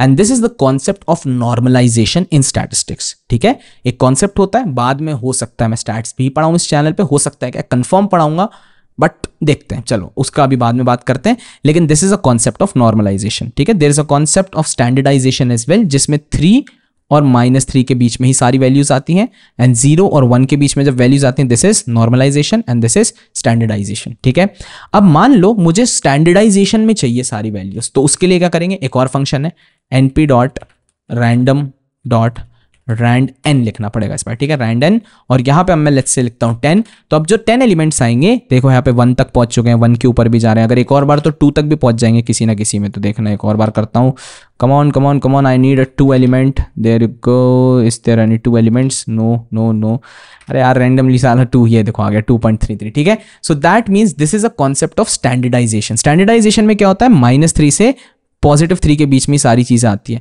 अरे यार देयर आर मेनी कॉन्सेप्ट जो स्टैट्स के इससे कनेक्ट रहते हैं। ठीक है, बट होता क्या है, many people are not interested in learning math, सीधे वो कोड पार्ट पे जाना चाहते हैं, that's why we are teaching this. ठीक है, बट फ्यूचर में मैं डेफिनेटली लेके आऊँगा स्टैट्स की, क्योंकि कुछ नीश ऑडियंस होगी जो एक्चुअली में सीखना चाहती है द मैथ्स बिहाइंड एवरीथिंग। ठीक है, और अगर आप एक्चुअली में चाहते हो ना तो नीचे अभी कमेंट कर दो स्टैट्स, STATS स्टैट्स, और उसके आगे एक हार्ट बना देना। मैं आपके लिए लेके आऊंगा पूरी स्टैटिस्टिक्स, सब कुछ पढ़ाऊंगा, ये मेरी गारंटी है। क्योंकि जब मैंने डेटा साइंस की जर्नी स्टार्ट करी थी, I started with statistics only. वही मेन पार्ट होता है, वही मेन चीज़ है जिसके बेसिस पे सारी चीज़ें वर्क करती हैं डेटा साइंस में। तो वो भी मैं पढ़ाऊंगा, बिल्कुल पढ़ाऊंगा, बस लेकिन कमेंट चाहिए मुझे स्टैट्स और उसके आगे एक लव, दैट्स इट। ठीक है भैया, तो np.random.rand हो गया, रैंडम इंटीजर्स हो गया। भैया यार आप ये वाले रैंडम मत करो, आप एक काम करो, नंबर जनरेट करके दे दो, मुझे नहीं पता लगाना 0 और 1 और ये क्या -3 -1 ये सब बताओ। तो भैया np.random integer, there you go, random integer, और लेट्स से इस रैंडम इंटीजर के अंदर मैं 6 लग रहा हूँ, what do you think will be the answer? 6 random number generate होंगे? No, only 1 random number generate होगा। और अगर मैं फिर लिखता हूं तो भैया 5 रैंडम नंबर, मतलब 5 is the random number that has been generated. तो ये रैंडम इंटीजर क्या करता है, अगर आप 6 दे रहे हो तो 0 से लेकर 6 के बीच में कोई भी एक रैंडम नंबर जनरेट करके दे देगा। लेकिन मुझे तो मल्टीपल एलिमेंट्स चाहिए ना, I want to create an array, फिर क्या करूंगा, बहुत सिंपल है, लो भैया 10 से लेके 20 के बीच में I want to generate some random number. And by the way ये सब चीजें कैसे देखोगे, शिफ्ट टैब दबाओगे आपको पता लग जाएगा, low high is the point, फिर साइज बताओगे कितने एलिमेंट्स चाहिए, तो इट्स वेरी सिंपल। तो I am giving the low point and I am giving the high point and I want to generate let's say 10 random numbers between 10 and 20। तो भैया क्या होगा, एक अरे के अंदर जनरेट होंगे 17, 13, 19, 16, 20, बहुत सारे रैंडम नंबर्स जनरेट हो गए। ठीक है, you have 10 random numbers and you can generate it using random.random integer, that's it. और इसके अलावा कुछ और नहीं, बस यही होता है। आगे बढ़ते हैं, let's move forward and that is अरे एट्रीब्यूट्स। ठीक है, तो सबसे पहले तो मुझे एक बात बताओ भैया, आप लोगों को क्या पता है what are attributes and what are methods? Difference पता है? अगर नहीं पता है तो लास्ट वाली वीडियो देख लेना, क्लासेस में मैंने अच्छे से बताया what are attributes. So attributes are a kind of variable defined inside a class and methods are what some methods, या फिर आप बोल सकते हो functions defined inside a class. तो फंक्शन को अपन कॉल करते हैं बट मेथड्स को कॉल नहीं किया जाता. मेथड्स को सीधे डायरेक्टली लिखा जाता है. समझाता हूं कैसे. सॉरी, एट्रीब्यूट्स को कॉल नहीं किया जाता, मेथड्स को कॉल किया जाता है. समझाता हूं कैसे. Let's say you have this अरे. कौन सा अरे है? अरे तो बहुत ही बड़ा अरे है, ये वाला अरे नहीं चाहिए. Let's say I am creating an array np dot array, और इस अरे के अंदर let's say I am providing some values. 2 minute बस रुकना, मैं वैल्यू क्रिएट कर लेता हूँ. And it's a 2D array by the way. 1, 2, 3 and there you go, 4, 5, 6 and let's say 7, 8, 9. ठीक है भैया, तो ये एक अरे क्रिएट हो गया है. इसको सेव कर लेते हैं एक ARR के अंदर. There you go, ARR is equals to, and let's say मैं अरे को प्रिंट कर रहा हूँ. Invalid syntax, why invalid syntax? What, comma लगाना था, क्या लगा दिए मैंने. चलो भैया ठीक है, तो एक अरे क्रिएट हो चुका है. ठीक है, now let's see some attributes and the first attribute that I want to talk about is shape. Shape क्यों? क्योंकि आपको शेप पता होना चाहिए आपके अरे का क्या है, कितने रोज हैं, कितने कॉलम्स है. कैसे पता लगाएंगे? ARR dot shape, that's it. अब ARR डॉट शेप जब आप लिखोगे, इसके आगे आपको ब्रैकेट नहीं लगाना है. क्यों? क्योंकि दिस एन एट्रीब्यूट. अगर ब्रैकेट लगाओगे तो एरर आ जाएगा, ये क्या लगा रहे हो, क्योंकि एक एट्रीब्यूट है. तो एट्रीब्यूट के आगे ब्रैकेट नहीं लगता, डायरेक्टली लिखा जाता है और ये आ जाता है 3/3. Very simple. ठीक है, 3/3 मतलब क्यों? 3 रोज, 1, 2, 3 and 3 column, 1, 2 and 3. That's it. ठीक है, तो ARR डॉट शेप तो हो गया. अब शेप के बाद there is one thing that is known as size. Size मतलब कितने एलिमेंट्स है, ARR डॉट साइज. ठीक है भैया, तो लिख के भैया कितने साइज है? 9 साइज है. 1 से लेके 9 तक 9 एलिमेंट्स है. ठीक है भैया, फिर एक और होता है attribute ARR dot that was D type, I guess data type. Yes, ARR dot D type. तो आपको पता चल जाएगा सारे एलिमेंट इंटीजर है, क्योंकि अपने को पता है इंटीजर्स में होंगे या तो स्ट्रिंग में होंगे, सारी चीजें एक ही चीज में कन्वर्ट हो जाती है. तो डेटा टाइप क्या है? इंटीजर है. That's it. So these are some of the basic attributes जो आपको पता होने चाहिए. ऑल तो बहुत सारे होते हैं बट सब नहीं पढ़ा सकते, क्योंकि there are at least thousands of चीजें. ठीक है, तो सब नहीं पढ़ सकते, तो ये सब चीजें आपको बस पता होनी चाहिए, basics. Now let's go towards our array methods. तो array methods के लिए let's do one thing. Let's me create some files, cells, not files. तो जो सबसे पहला array method है that is your minimum and maximum method. तो this is your array that have been created and इस array में से let's say मैं minimum element को find करना चाह रहा हूँ. What do I have to do? It's very simple. ARR dot min minimum. That's it. तो ARR dot min लिखता हूँ तो फर्स्ट वाला जो minimum element है वो पता लग गया. ठीक है, ARR dot max लिखता हूँ. What will happen? Maximum element पता लग जाएगा. It's very simple. ठीक है, जल्दी जल्दी ये स्पीड रन कर रहे हैं. It's very simple thing. ठीक है, अब समझते हैं थोड़ा सा एडवांस चीज and that is ARR dot sum. What will it give? तो 1 से लेके 9 तक जितने भी एलिमेंट्स है सबका सम करके दे देगा. लेट मी सी, एक बार और जूम कर लेता हूं. इससे ज्यादा जूम नहीं कर रहा है यार, बहुत ज्यादा हो जाएगा. ठीक है, तो ARR डॉट सम जब मैं करता हूं and let's enter this and you will see the some is 45. ठीक है, अब ये 45 आ चुका है सम, कोई भी दिक्कत. नाउ लेट्स से मैं पर एक रो का भी करना चाह रहा हूं और कॉलम्स का भी सम करना चाह रहा हूं. फिर क्या करूंगा भैया? अब यहां पे आती है दिक्कत. देखो भाई, अरे इतना बड़ा क्यों चल रहा है ये, इसको कम कर दो. तो ये जो सम है, ये सम इनबिल्ट है, ये इनबिल्ट फंक्शन है अपने पाइथन का. लेकिन NP भी एक चीज प्रोवाइड करता है, NP डॉट सम प्रोवाइड करता है. और NP डॉट सम के अंदर आप 2 चीजें प्रोवाइड कर सकते हो. सबसे पहले तो आप अपना ARR प्रोवाइड करोगे अरे, और इसके बाद एक चीज प्रोवाइड करोगे एक्सेस. ठीक है, तो चलो मैं समझाता हूं व्हाट एक्चुअली आर एक्सेस. पहले उसका एक रिजल्ट प्रिंट करता हूं, शायद से उससे और अच्छे से समझ आ जाएगा. सो लेट्स से मैंने लिखा ARR डॉट NP डॉट सम, और सम के अंदर ARR, और उसके बाद मैं कॉमा लगा के एक्सेस लिख रहा हूं और एक्सेस इक्वल्स टू 0 कर रहा हूं. सो यू विल सी 3 चीजें प्रोवाइड हो रही है, 12, 15 एंड 18. अब 12, 15, 18 इसलिए प्रोवाइड हो रही है क्योंकि 7 + 4 + 1 इज हाउ मच? 12. तो भैया मैं ये बोल सकता हूं कि मेरी कॉलम वाइज पूरा सम हो रहा है, 2, 5, 8 का हो रहा है, 3, 6 और 9 का हो रहा है. Yes, so we will say when we have to do the summation of your columns, तो ये वाला जो होता है that is your horizontal, this is your 0 axis and this is your 1 axis. Oh sorry, थोड़ा सा उल्टा लिख दिया शायद से मैंने. एक्सेस 0 पे ये है ना, हाँ, तो 0 ये होगा और फर्स्ट एक्सेस ये वाली होगी. That's it. ठीक है, so this is your 1 axis. अगर आपको पूरा रो वाइज चाहिए सबका समेशन तो 1 लिखना पड़ेगा एक्सेस, कॉलम वाइज चाहिए तो 0 एक्सेस लिखना पड़ेगा. That's it. तो भैया मतलब अगर मैं इसी चीज को 1 की जगह लेट्स से 0 की जगह 1 कर देता हूं तो भैया 1 + 2 + 3 कितना आया 6, 4 + 5 + 6 कितना आया 15 आया। That's it. और इस तरीके से मैं रो वाइज भी सम कर सकता हूं। आई होप इतनी चीज समझ आ रही है। ठीक है भैया, अब सम के बाद कुछ और चीजें होती हैं जैसे कि मीन होता है। तो मीन इसका क्या आएगा बता दो, सोच के बताना। 5 सब स्टैट्स की चीजें होती हैं यार, ये सब बहुत सिंपल सी हैं। तो ARR डॉट मीन लिख दिया। ठीक है, ARR dot mean and you will see 5 will be the mean क्योंकि मिडिल एलिमेंट वही है। थोड़ी सी और रोज बना लेता हूं। And now let's see something known as standard deviation. ARR dot STD सब पढ़ाना चाहता हूं भाई मैं स्टैट्स में, लेकिन अगर आपने कमेंट कर दिया ना तो जरूर पढ़ाऊंगा मैं। ठीक है, तो स्टैंडर्ड डिविएशन पता लग गया 2.58 about these numbers. That's it.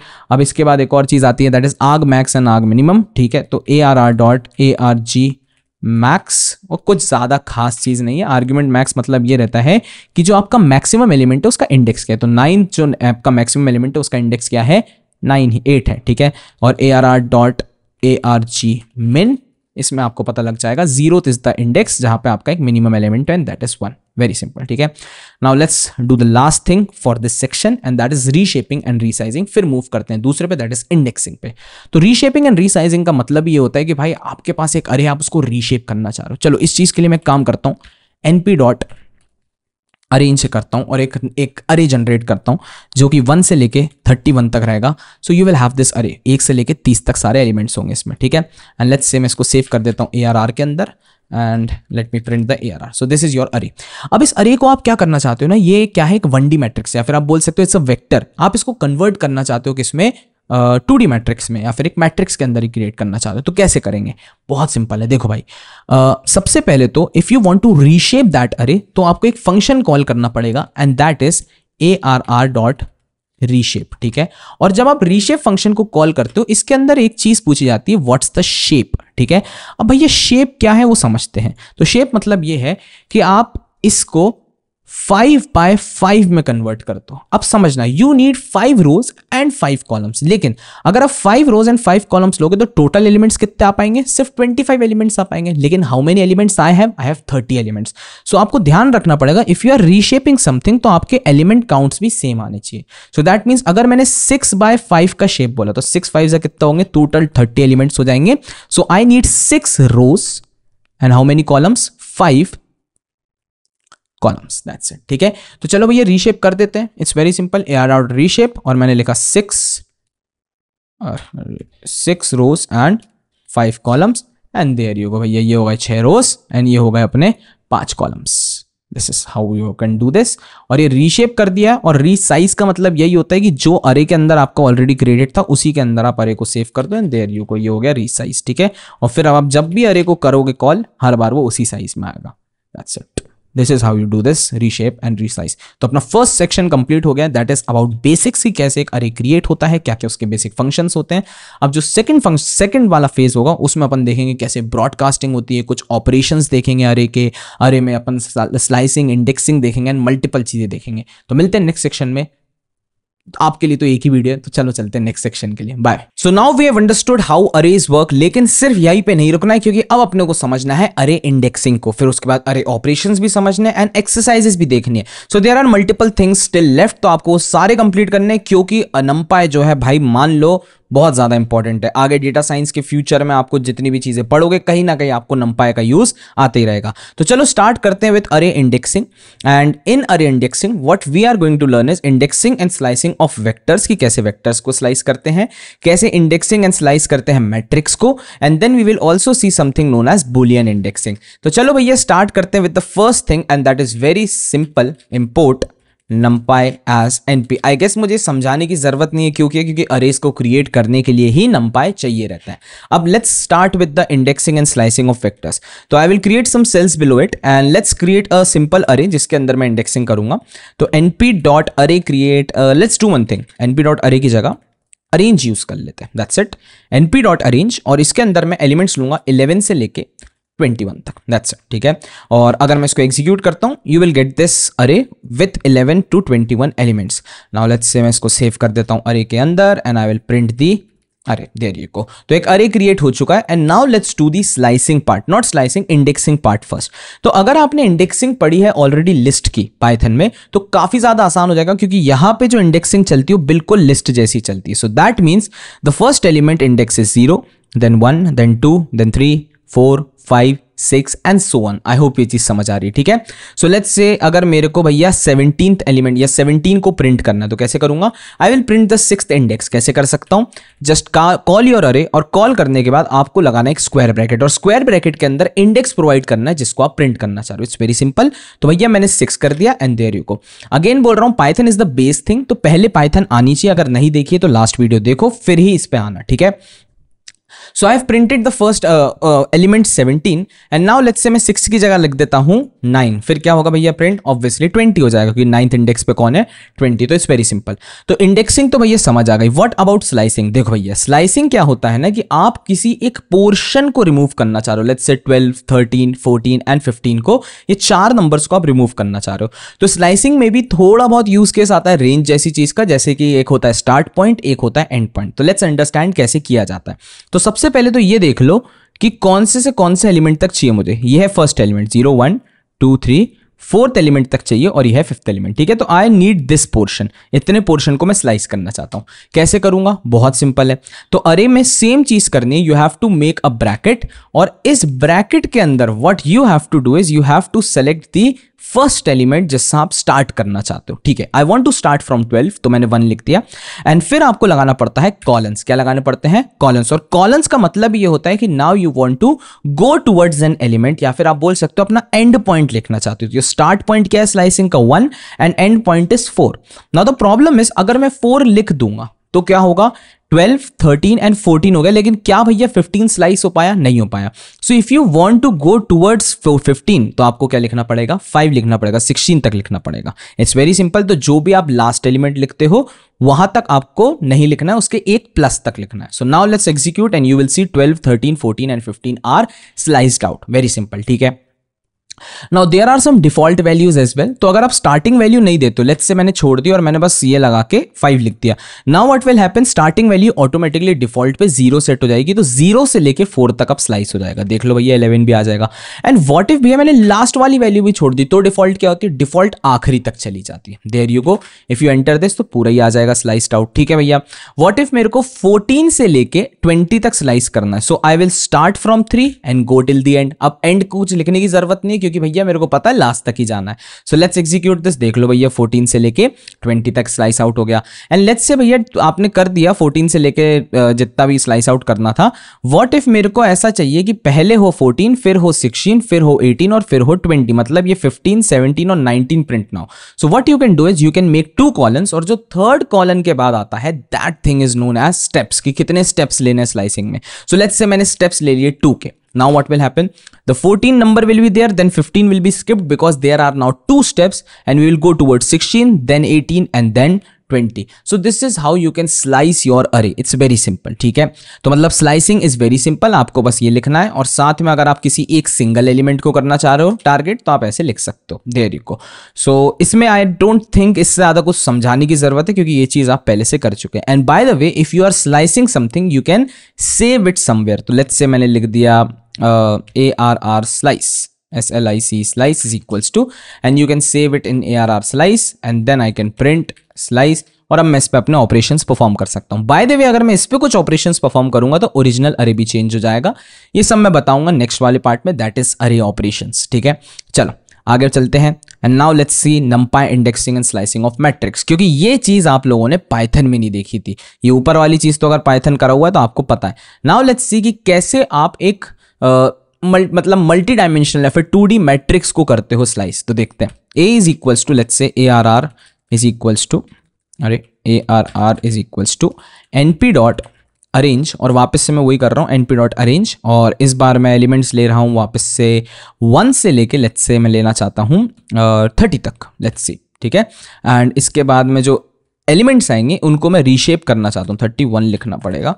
And let's से डॉट रीशेप, और मैं इसको कितने की मैट्रिक्स बनाना चाह रहा हूँ? 6x5 की मैट्रिक्स बनाना चाहता हूँ, 6,5 and there you go. Now let's see the array first, and there you go, आपका एक अरे मिल चुका है। So now this is a 2D array जिसमें 1 से लेके 30 तक एलिमेंट्स है, and there are how many rows? There are 6 rows and 5 columns. याद रखना, there are how many rows? 6 rows and 5 columns, क्योंकि आपको पता है रीशेप में फर्स्ट वैल्यू रोज की दी जाती है, सेकंड वैल्यू कॉलम्स की दी जाती है, ठीक है भैया। तो रोज भी पता लग गए, कॉलम्स भी पता लग गए। Now I want to pick out anything. तो चलो सबसे पहले एक बेसिक चीज देखते हैं। अगर मैं अरे ऑफ लेट्स से 0 लिखता हूं तो क्या होता है भैया, लेट्स सी। इसको मैंने एंटर किया तो मैंने देखा यार अरे ऑफ 0 लिखने पे 1 2 3 4 5 प्रिंट हो रहा है। ठीक है भैया, अरे ऑफ अगर मैं 1 लिखता हूं तो क्या होगा, अरे वाह 6 7 8 9 10 प्रिंट हो रहा है। अगर अरे ऑफ मैं लेट्स से 5 लिख देता हूं तो क्या होगा, अरे भैया 26 27 28 29 और 30 प्रिंट हो रहा है। आई गेस यहाँ पे आपको समझ आ रहा होगा ये क्या कर रहा है। सो इंडेक्सिंग इसकी थोड़ी सी डिफरेंट होती है मैट्रिक्स की, क्योंकि ये जो इंडेक्सिंग होती है रोज एंड कॉलम्स के बेसिस पे वर्क करती है। That means if you are just giving a single number that will target rows, या फिर आप बोल सकते हो जो फर्स्ट एलिमेंट आप देते हो दैट विल टारगेट रोज। सो रोज की इंडेक्सिंग कैसी होती है, 0 1 2 3 4 5। So this is the indexing of rows. That's why जब मैं ARR of 5 चेक कर रहा था तो ये वाली पूरी रो प्रिंट हो रही थी। Very simple. तो भैया कॉलम्स की इंडेक्सिंग कैसी होती है, कॉलम्स की इंडेक्सिंग भी यही होती है, 0 1 2 3 4, दैट्स इट। हाँ बस यही होती है कि भैया, हाँ यही होती है। तो मतलब रोज एंड कॉलम्स की इंडेक्सिंग सेपरेटली वर्क करती है।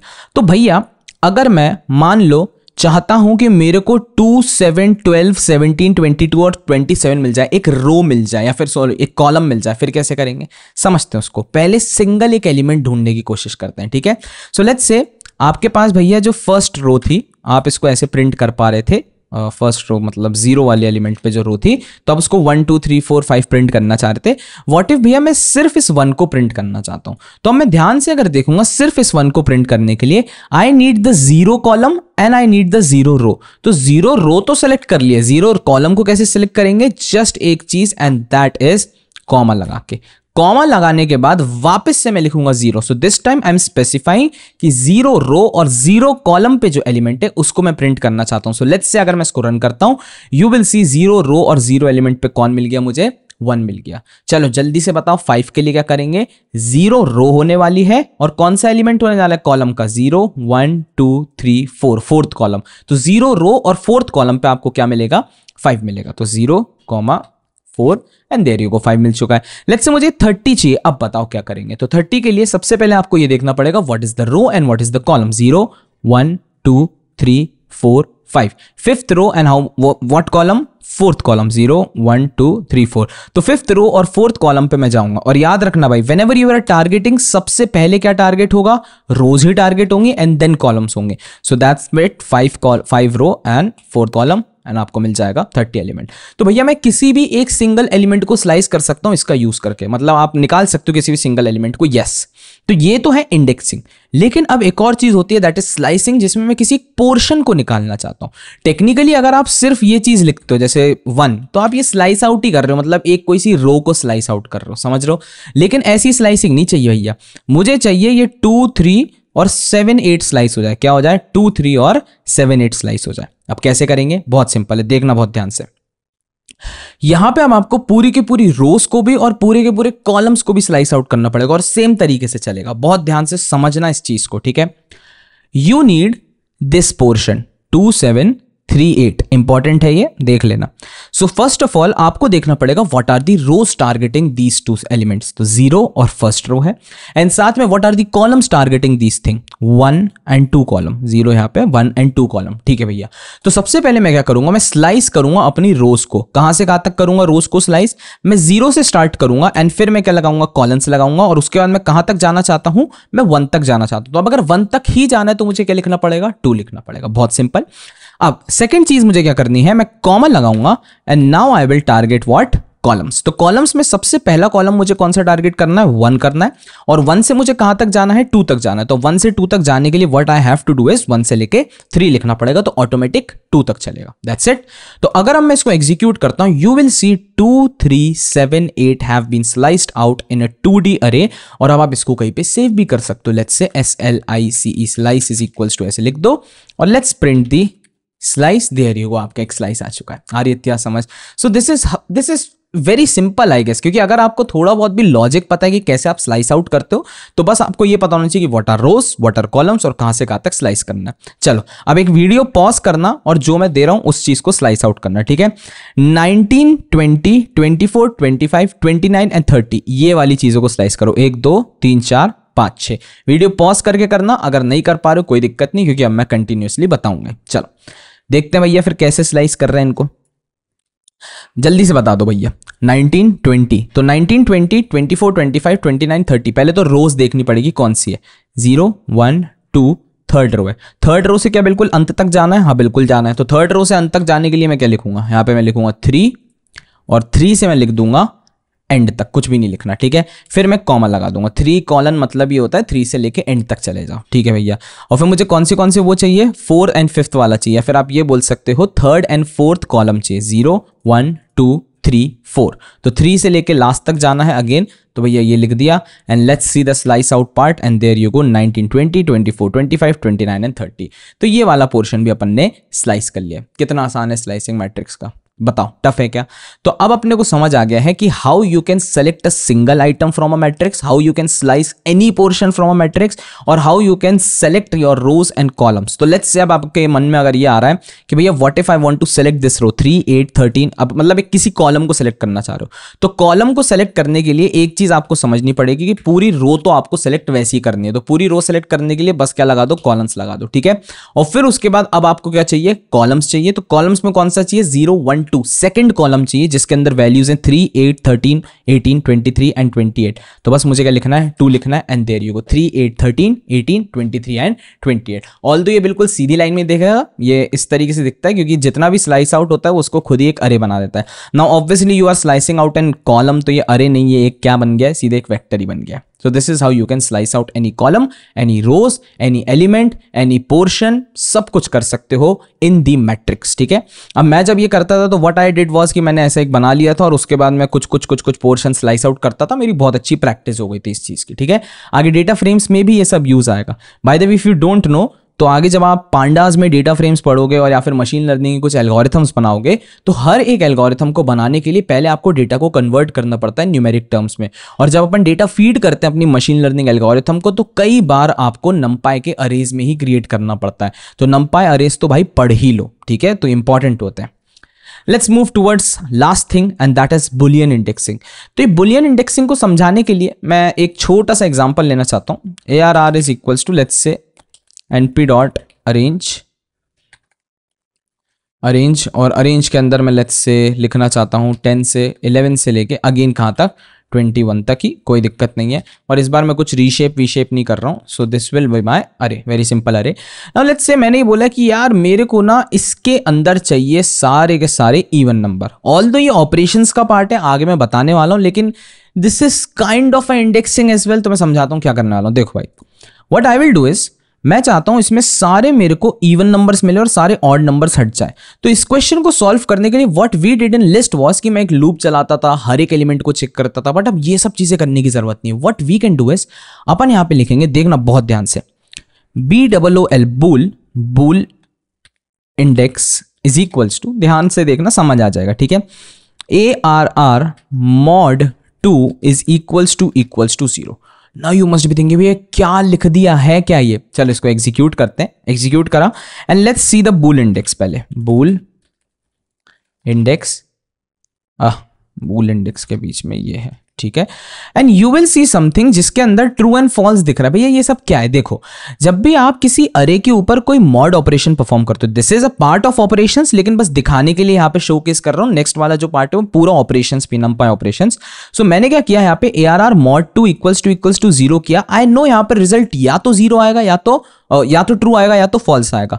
तो उसने हर एक एलिमेंट पे ऑटोमेटिक एक लूप सा चला दिया और उसके बाद उसने फॉल्स दे दिया या फिर ट्रू दे दिया। तो ऑब्वियसली 12 पे ट्रू आ रहा है क्योंकि ये क्या है, एक इवन नंबर है। Very good. अब what we will do is, ये जो बूल इंडेक्स क्रिएट किया है मैंने, इस बूल इंडेक्स को अपने अरे के अंदर भेज दूंगा। नहीं समझ आ रहा, बहुत ध्यान से देखना। यू हैव क्रिएटेड योर अरे, इस अरे को वापस से कॉल कर रहा हूं, इसमें कुछ वापस से वैल्यूज को रीअसाइन कर रहा हूं। किसको रीअसाइन कर रहा हूं, ARR के अंदर। Now I will take the bool indexing, मतलब मैं एक बूल इंडेक्सिंग को भेजूंगा और किसके अंदर भेजूंगा, अरे के अंदर भेजूंगा। सो जो भी बूल इंडेक्सिंग में भेजने वाला हूं, वहां पे जहां जहां ट्रू एलिमेंट्स दिख रहे हैं वही सारे रख लिए जाएंगे और जो फॉल्स है उन सबको हटा दिया जाएगा। So let's say I am executing this and after executing this I am printing my array index boolean index did not match index array along dimension 0। अच्छा वापस से कर दिया था, sorry execute. So let's say अब मैं करता हूं, तो यू विल सी 12 14, 16, 18 एंड 20, मतलब सारे के सारे इवन एलिमेंट्स आ गए मेरे पास। और याद रखना भाई, गलती है जैसे आप एक बार इस वाली लाइन को एग्जीक्यूट कर चुके हो तो वापस से अगर एग्जीक्यूट करोगे तो एरर आ जाएगा, क्योंकि इस बार अब क्या हो गया, एलिमेंट्स कम हो चुके हैं। तो वापस से पूरा ऊपर से एग्जीक्यूशन लाना और फिर आपका आंसर आ जाएगा, ठीक है। So this is how you can do the boolean indexing, मतलब ट्रूज एंड फॉल्स के बेसिस पे भी। लेकिन याद रखना, if you have 10 elements, so आपकी बुल इंडेक्सिंग में भी 10 एलिमेंट्स होने चाहिए with true and false values, और उन पे जहां जहां ट्रू होगी उन सब चीजों को एक्सट्रैक्ट कर लिया जाएगा और जो फॉल्स है उन सबको छोड़ दिया जाएगा। सो this is how you can do Boolean indexing. आपको समझ आ गया what is numpy indexing and slicing of matrix, and you have also seen the vector. Vectors तो सबसे आसान थे, आई होप ये चीज समझ आए, ठीक है। So finally we have completed the next portion as well, जो है अरे इंडेक्सिंग का। अब आगे बढ़ना है अपने को किस पे, numpy ऑपरेशंस पे, या फिर अरे ऑपरेशंस ही बोलो, numpy मत बोलो, ठीक है। तो चलो मिलते हैं नेक्स्ट पोर्शन में। Okay, now let's move towards some array operations. और अरे ऑपरेशंस को देखने के लिए सबसे पहले देख लेते हैं कि क्या क्या करने वाले हैं। In array operations we will see some arithmetic operations, we will see a term that is known as broadcasting, and broadcasting के साथ ही मैं डीप एंड शैलो कॉपी का कॉन्सेप्ट भी आपको बताना चाहता हूं, इसलिए ये भी लिखा हुआ है यहाँ पे। Then we will see some matrix operation की कुछ चीजें होती हैं, जैसे ट्रांसपोज हो गया, मल्टीप्लीकेशन ऑफ मैट्रिक्स हो गया, ये सारी चीजें देखना चाहेंगे। Then we will see some advance array manipulation, जहां पे अपन स्टैकिंग देखेंगे, कैसे वर्टिकली हॉरिजॉन्टली स्टैक कर सकते हैं अरेस को। And then we will see something known as splitting the arrays, की कैसे आप अपने अरे को स्प्लिट कर सकते हो, ठीक है। तो चलो स्टार्ट करते हैं with the first thing, and that is import numpy as np। ये मेरे को समझाने की जरूरत नहीं और ये भूलना भी नहीं है आपको कभी भी, ठीक है। चलो now let's start with the array operations, and the first operation that we have to perform is arithmetic operations. Now by the way, जब भी अपन ये ऑपरेशंस परफॉर्म करते हैं, दो या दो से ज्यादा चीजों के बीच में ऑपरेशंस होते हैं। मतलब मैं ये बोलना चाह रहा हूं कि you have to make 2 arrays for creating some, या फिर for performing some operations on them, ठीक है। तो चलो भैया, यहाँ पे मैं अरिथमेटिक ऑपरेशंस के नीचे कुछ रोज बना लेता हूं, एंड लेट्स क्रिएट वन अरे A1 नाम रख देता हूं, सही रहेगा। एंड np डॉट अरे, एंड np डॉट अरे के अंदर लेट्स से मैं कुछ एलिमेंट्स रखना चाहता हूं 1 2 3 4 5, ठीक है, वेरी वेल। और फिर मैं A2 भी क्रिएट करना चाहता हूं, let's copy this, paste it here, and this is A2 अरे 2। और अरे 2 के अंदर मैं 6 के 5 के आगे सारे एलिमेंट लिखना चाहता हूँ, 6 7 8 9 and 10। There you go. So you have one array with 5 elements and then another array with 5 elements. याद रखना एलिमेंट सेम है अभी, ठीक है। मैं दिखाऊंगा डिफरेंट एलिमेंट होते हैं तो क्या होता है। लेट्स से, सो अगर मैं A1 को प्रिंट करता हूँ, you can see array 1, and if I print A2 you can see array 2 as well. Now what if मैं इन दोनों अरेज के बीच में कुछ मैथमेटिकल ऑपरेशंस परफॉर्म करना चाहता हूँ। मैथमेटिकल ऑपरेशंस का मतलब ये रहता है कि what if I want to add 6 and 1 and then 7 and 2 को ऐड करना चाहता हूं, 8 और 3 को ऐड करना चाहता हूं, 9 and 4 को, एंड 10 and 5 को। How can I do so? तो if I am using some list में क्या करना पड़ता, मुझे लूप चलाना पड़ता किसी एक लिस्ट के ऊपर, देन दूसरी लिस्ट के एलिमेंट्स को जोड़ना पड़ता उसके पहले एलिमेंट से, and then you have to do the task, ठीक है।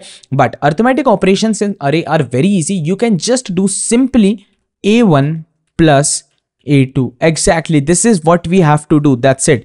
और जैसे ही मैं A1 plus A2 करूंगा, if you run this you will see 6 and 1 are added and the result is 7, 7 and 2 are added and the result is 9, और इसी तरीके से so on वो सारे एलिमेंट्स को ऐड कर देता है। Now ऑब्वियस सी बात है, if you want to perform these operations तो आपके पास सेम एलिमेंट्स होने चाहिए। Let's say I am adding one extra element 8 inside it, and now let's run this and you will see there is an error. The error is operands could not be broadcast together with shape 6 and 5।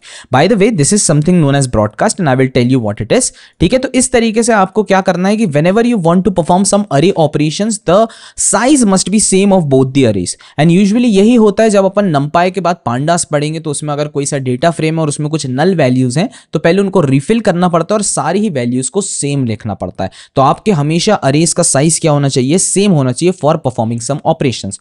तो भैया अब मैं करूंगा तो operations perform हो जाएंगे। So let's do this, there you go, and operation have been performed. What if भैया मैं मल्टीप्लिकेशन की जगह कुछ और करना चाह रहा हूं, देखो सबसे सॉरी एडिशन की जगह कुछ और। सबसे पहले तो if you are doing some addition तो आप इसको कहीं सेव भी कर सकते हो, ARR2 के अंदर सेव कर दो, and there you go, you can see the array 2 has been created। It's very simple, I guess इसको समझाने की ज़्यादा ज़रूरत है नहीं मेरे को, ठीक है भैया। ये लो हो गया अरे 1। अब A1 माइनस A2 भी हो सकता है क्या? बिल्कुल हो सकता है। लो भैया हो गया। नाउ A1 माइनस A2 में everything is -5। Why is it so? क्योंकि 6 minus 1 will be 5, 7 minus 2 will be 5, 8 minus 3 will be 5, 5, 5, 5, 5, sorry 3 minus 8 will be -5। तो सभी में -5 आ गया, कोई दिक्कत नहीं। ठीक है भैया, तो A1 इंटू A2 भी हो सकता है क्या? यस हो सकता है। तो अब यहाँ पे आपको थोड़ा बहुत पाइथन की नॉलेज होनी चाहिए, कितने प्रकार के ये सब चीज़ें होती हैं, कितने प्रकार के ऑपरेशंस होते हैं, ये सब अपन ने देखा है लास्ट वीडियो में। ठीक है, फिर चलो आगे बढ़ते हैं। A1 डिवीजन बाय A2 हो सकता है क्या? जल्दी से बता दो, सारी वैल्यूज बुलियन में कन्वर्ट हो जाएगी क्या? यस हो जाएंगी। जब मैं इसको करता हूं तो देख लो सब बुलियन में कन्वर्ट हो चुकी हैं। A1 floor division bye A2 हो सकता है क्या? Is it a possibility? Yes बिल्कुल हो सकता है। एज यू कैन सी सारी वैल्यूज अब 0 हो चुकी हैं, क्योंकि अगर आप A1 को A2 से डिवाइड करोगे the answer to each and every element will be 0। 1 divide by 6, 2 divide by 7। तो आई गेस आपको समझ आ रहा है। ठीक है, and then there are some more operations like आप मल्टीप्लिकेशन के साथ एक पावर ऑपरेशन भी होता है, या फिर आप उसको बोल सकते हो एक्सपोनेंशियल। तो आप यहाँ पे A1 स्टार A2 भी लिख सकते हो, एंड देयर यू गो। सारे एलिमेंट्स क्या हो जाएंगे? मल्टीप्लाई हो जाएंगे, सॉरी पावर चढ़ जाएगी। 1 की पावर 6, 2 की पावर 7, 3 की पावर 8, 4 की पावर 9 एंड 5 की power 10। So this is how you do some operations. ठीक है, now this is a kind of broadcasting जो अपन ने करी है। नाउ अब आपको अगर ब्रॉडकास्टिंग नहीं पता होता क्या है, तो फॉर ब्रॉडकास्टिंग मैं आपको एक और कुछ एग्जांपल्स देना चाहता हूं, जिसमें मैं एक सिंगल अरे लूंगा। Let's say I am taking array and I am taking a list. तो list is equals to, first of all the list elements are 10, 20, 30 and 40, and I'm also saving this list as an array. तो arr is equals to np dot array, and let's say मैं l को save कर लेता हूँ। ठीक है, so there you go, आपने एक array क्रिएट कर दिया है, and this is array and this is a list. Now what broadcasting means is कि let's say आप सारे ही elements में +10 करना चाह रहे हो। क्या जोड़ना चाह रहे हो? +10 करना चाह रहे हो। So for doing this what you have to do is L +10 लिख सकते हैं क्या भैया? Is there any possibility like this? L क्या है? अपनी एक लिस्ट है। So if you run this तो आपके पास ये आएगा can only concatenate list not into list. तो यहाँ पे कुछ एरर्स आ जाएंगे। So for doing this what you have to do is for I and L लिखना पड़ेगा, फिर हर एक एलिमेंट को क्या करना पड़ेगा? कहीं पे अपेंड करना पड़ेगा, फिर आप ऐसे करके प्रिंट L I +10 कर सकते हो, एंड मल्टीपल चीजें होंगी, फिर कहीं जाके आप सारे एलिमेंट्स में +10 कर पाओगे। ठीक है, एंड इसको भी एक पूरी लिस्ट में कन्वर्ट करने के लिए कुछ करना पड़ेगा। लेकिन यही सारी चीज ना करनी पड़े तो क्या करें? अरेज का यूज करेंगे। तो अरे +10 अगर मैं लिखता हूं, यू विल सी सारे के सारे एलिमेंट्स में +10 हो चुका है, and this is the basic case scenario of broadcasting. मतलब अगर आपके पास मल्टीपल एलिमेंट्स है and you want to add a single element, let's say 10 को आप ऐड करना चाह रहे हो सारे एलिमेंट्स में, you will use what? You will use broadcasting. So there you go, this is how broadcasting works. I hope आपको समझ आया होगा। चलो अब इसी चीज में ना ब्रॉडकास्टिंग में मैं एक और चीज समझाना चाहता था, and that is deep and shallow copy. चलो समझाता हूं। अगेन मैं कुछ सेल्स बनाता हूं बीच नीचे, and the cells are let's say चलो एक काम करता हूं। अच्छा, और बाय द वे अगर आपको ये नहीं समझ आ रहा है कि भैया ये जो ऑपरेशन है क्या सिर्फ आप मैट्रिक्स में परफॉर्म नहीं कर सकते, वेक्टर्स में कर सकते हो, ऐसा कुछ नहीं है। ठीक है, तो if you want to perform some vectors operation, तो चलो मैं एक बार दिखाता हूँ मैट्रिक्स में भी। np dot let's say I M arrange, and arrange में अगेन मैं 1 से लेकर 25 तक वैल्यूज ले रहा हूँ। 26 लिखना पड़ेगा, and then dot reshape, and reshape में मैं क्या कर दूंगा? डॉट लगाना है यहाँ पे, sorry my bad, and dot reshape, और इसके बाद मेरे को क्या करना है? 5/5 के लिए करना है reshape. So there you go, you have this array. arr2 लिख देता हूँ इक्वल्स टू, कोई दिक्कत नहीं। And if you want to see the array, ये लो arr2 दिख रहा है, and now I want to perform some operations कि भैया इसमें सब चीजों पे एक चीज ब्रॉडकास्ट करना चाहता हूँ, that is I want to add +10 to this. तो आप बिल्कुल सिंपली लिख सकते हो arr2 +10, देयर यू गो। तो अब सारे ही एलिमेंट में 10 ऐड हो जाएगा। जैसे 1 में 10 ऐड कर दो 12, फिर 12, 13, 14, 15, और इस तरीके से सारे एलिमेंट में +10 हो चुका है। ठीक है, तो इट्स नॉट नेसेसरी कि आपके पास वेक्टर्स ही होना चाहिए। यू कैन ब्रॉडकास्ट और you can do some arithmetic operations in both arrays and matrix. Even भैया अर्थमेटिक ऑपरेशंस भी हो जाते हैं क्या? यस बिल्कुल हो जाते हैं। तो अगर अर्थमेटिक ऑपरेशंस भी देखने हैं आपको, अच्छा एक अच्छी चीज दिखाता हूं। जैसे अरे मैंने यहाँ पे बता दिया ना arr2, एंड व्हाट इफ मैं यहाँ पे एक बिलो सेल पे arr2 को प्रिंट कर रहा हूँ, क्या प्रिंट होगा? यस हो जाएगा। सो दैट मीन्स अगर आप यहाँ पे चीजें करते हो तो यहाँ पे भी चेंजेस हो जाते हैं। और आप अगर ये सोच रहे हो कि भैया मैंने तो ब्रॉडकास्ट करके इसकी 11 और 35 तक वैल्यू कर दी थी, अभी भी 1 से लेकर 25 की हो रहा है प्रिंट, क्योंकि मैंने उसको कहीं पे सेव नहीं किया है। ठीक है, मैंने बस ऐसी ब्रॉडकास्ट करके प्रिंट किया है। अगर मैं arr2 इज इक्वल्स टू ऐसे करके प्रिंट कर दूंगा और फिर arr2 को देखूंगा और फिर यहाँ ऊपर वाले सेल में भी arr2 को देखूंगा, यू विल सी कि आपके चेंजेस हो चुके हैं। आई होप ये चीज समझ आ रही। ठीक है, so this is how you do some things, very simple. अब क्या करना है भैया? arr2 तो हो गया। अब ये arr2 के अंदर मैं लेट्स से मल्टीप्लाई बाय 2 करना चाह रहा हूं, तो लेट्स से मैं कर देता हूं multiply by 2 and there you go, multiply by 2 भी हो जाएगा। तो कोई भी फर्क नहीं है अर्थमेटिक ऑपरेशंस और ब्रॉडकास्टिंग में, बस ये बोल के चलो कि सब में हो जाता है। Now the concept of deep and shallow copy is important for you guys, क्योंकि ये समझना आना चाहिए, ठीक है। ये वैसे मैंने पाइथन में भी पढ़ाया था, लिस्ट में भी ये सब चीजें वर्क करती हैं जैसे अपने अरेज में करती है। तो let's say I am creating an अरे, और मैं इस बार वेक्टर क्रिएट कर रहा हूं np डॉट अरे, बहुत ध्यान से देखना भाई, np डॉट अरे, बीपी लिख दिया, np डॉट अरेंज, और अरेंज के अंदर लेट्स से मैं लेना चाह रहा हूं 1 से लेके 20 तक एलिमेंट्स। ये लो भैया ले लिए 21 तक, ठीक है। और ए को मैं अगर प्रिंट करूंगा तो हाउ विल ए लुक, 1 से लेके 20 तक एक वेक्टर है, बहुत सिंपल, ठीक है।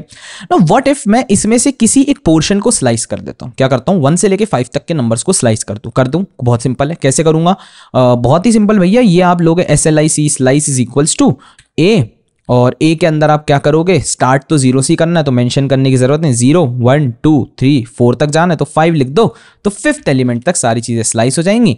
And let's print the slice first and you will see the slice, 1 से लेके 5 तक सारी स्लाइस दिख रही, बहुत ही सिंपल। चलो ठीक है भैया, अब क्या करेंगे, इस स्लाइस के अंदर मैं ब्रॉडकास्टिंग करूंगा। क्या करूंगा स्लाइस के अंदर, ब्रॉडकास्टिंग। कैसे करूंगा, स्लाइस में मैं कर दूंगा इंटू 9, या फिर आप लिख लो इंटू 10 कर देता हूं। लेट्स से स्लाइस में इंटू 10 किया, सो यू विल सी स्लाइस में जब मैं इंटू 10 कर रहा हूं तो 10 20 30 40 एंड 50 हो रहा है, और स्लाइस के अंदर ही सेव भी कर देता हूं, ठीक है। Slice is equals to slice into 10 and let's see by printing the slice. तो वापस से एक बार पूरा ऊपर से एग्जीक्यूट करता हूं and the slice will look like this 10 20 30 40 50।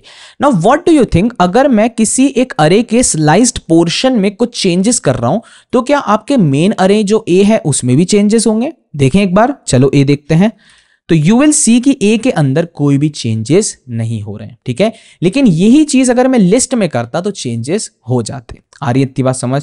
So arrays क्या करते हैं ना, whenever you are slicing any portion of array, वो एक अपनी अलग लोकेशन या फिर एक अलग स्पेस बना लेते हैं अपनी रैम के अंदर। सो दैट मीन्स अब अगर आप अरे के अंदर कुछ भी चेंजेस करोगे स्लाइस में तो यहाँ पे कोई भी चेंजेस नहीं होंगे। And this is the concept of deep copy. आ रही इतनी बात समझ?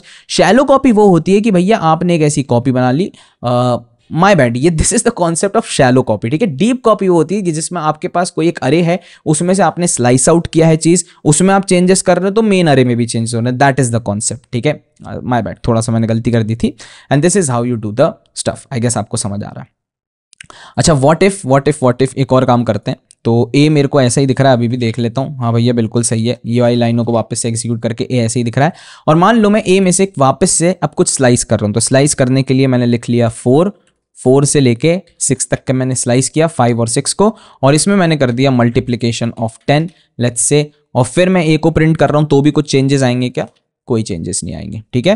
तो आप टेंशन लेने की जरूरत नहीं है। अब यहाँ पे आप डायरेक्टली एक अरे बना सकते हो, उसमें से कोई भी एलिमेंट को स्लाइस कर सकते हो और there will be no changes in the main array, ठीक है। हाँ, एक जगह पे चेंजेस आ सकते हैं आई गेस, मैं एक बार और देख लेता हूँ उस चीज को। तो लेट्स से ए है यहाँ पे, वापस से देखना बहुत ध्यान से, और मैंने लिख दिया यहाँ पे b इज इक्वल्स टू ए, ठीक है। तो b इज इक्वल्स टू ए मतलब अब b के अंदर भी मैं चेंजेस करूंगा तो a के अंदर चेंजेस हो सकते हैं। दैट मीन्स अगर मैं b ऑफ 0th एलिमेंट जो है उसको मैं 99 कर देता हूं, ठीक है, इक्वल्स टू 99 कर दिया। So now what will happen, let's see b, तो ऐसा दिखेगा, जो पहला एलिमेंट है वो 99 हो चुका है। क्या भैया a के अंदर भी चेंजेस होंगे? यस, a के अंदर भी चेंजेस हो जाएंगे, 99 हो चुका है, ठीक है।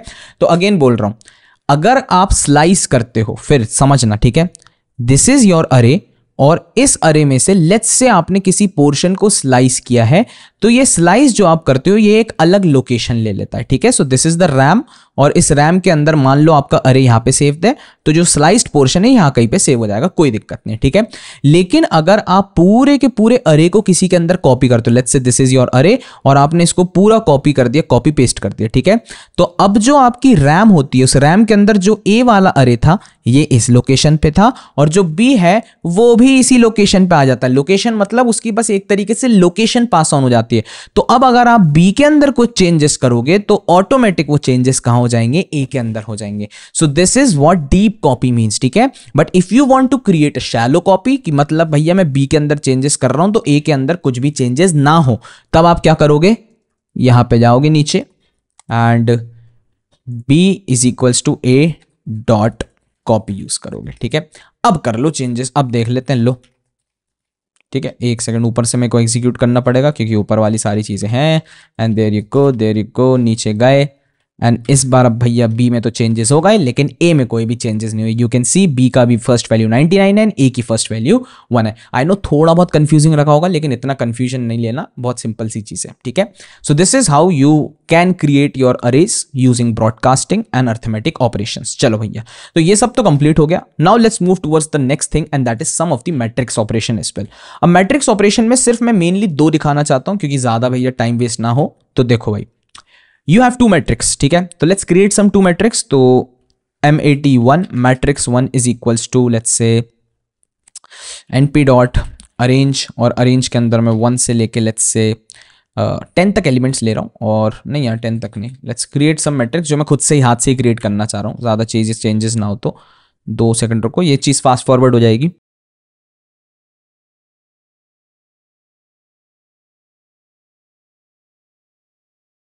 ठीक है, कंटिन्यू करते हैं।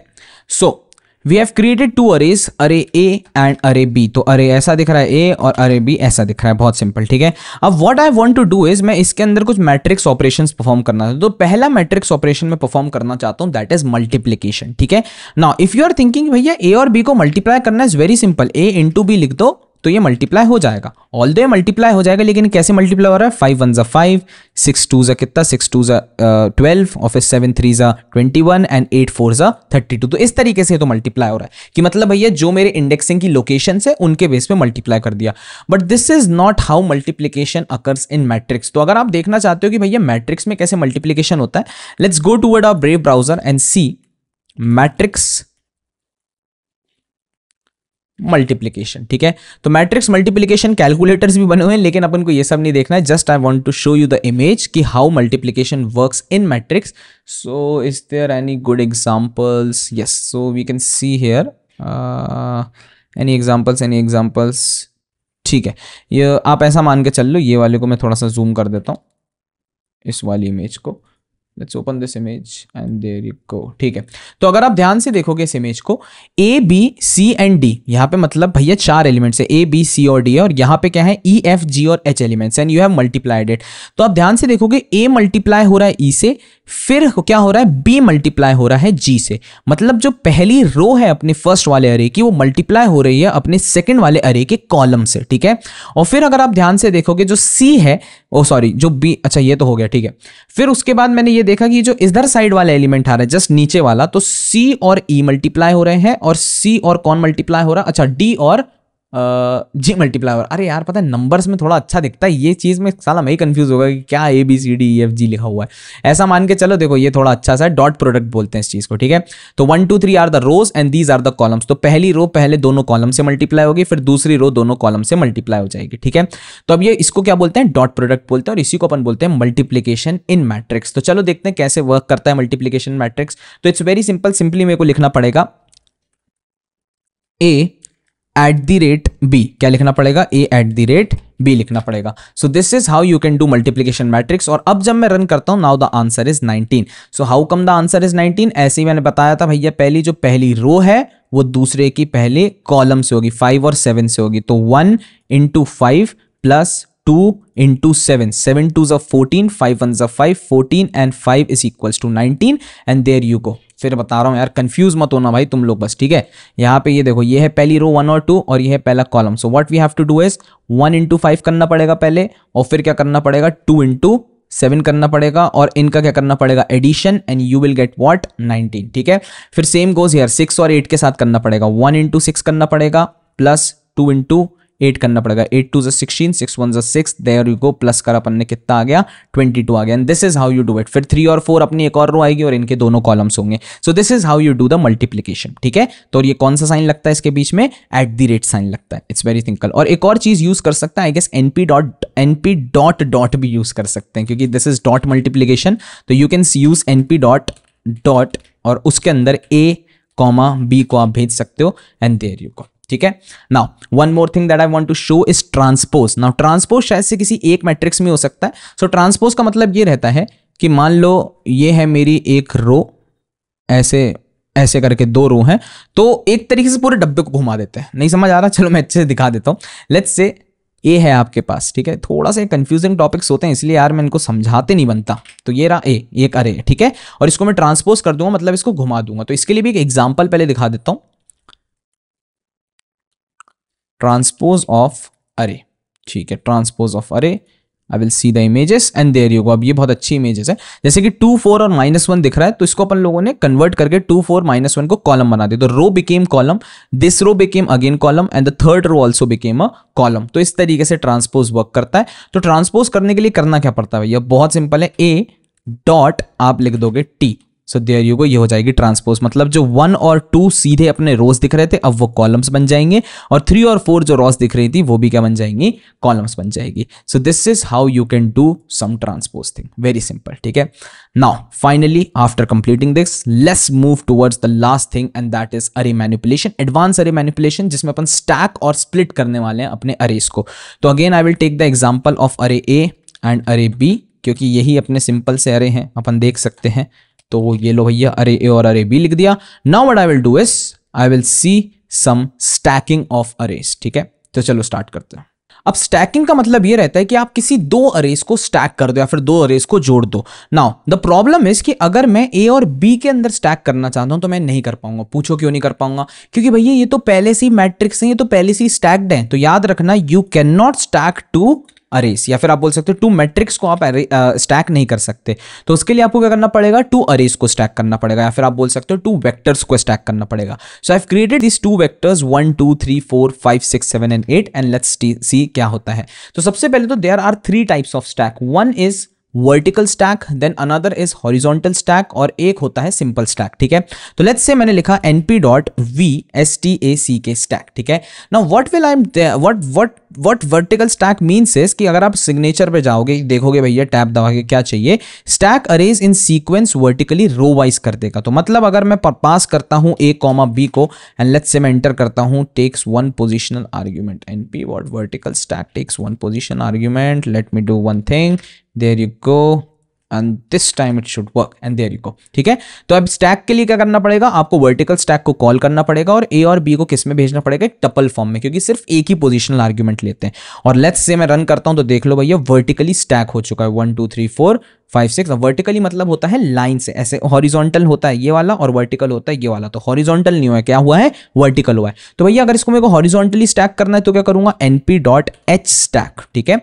np.hstack के अंदर अगेन मैं एक टपल भेजूंगा a, b करूंगा, and let's run this. Now you will see कि ये हॉरिजॉन्टली स्टैक हो गया। अब हॉरिजॉन्टली स्टैक का मतलब क्या होता है भैया, जोड़ दिया दोनों अरेज को, एक लेफ्ट वाला रख दिया, एक राइट वाला रख दिया, और ये जुड़ गए दोनों, ठीक है। आ रही इतनी बात समझ। So this is how you can stack.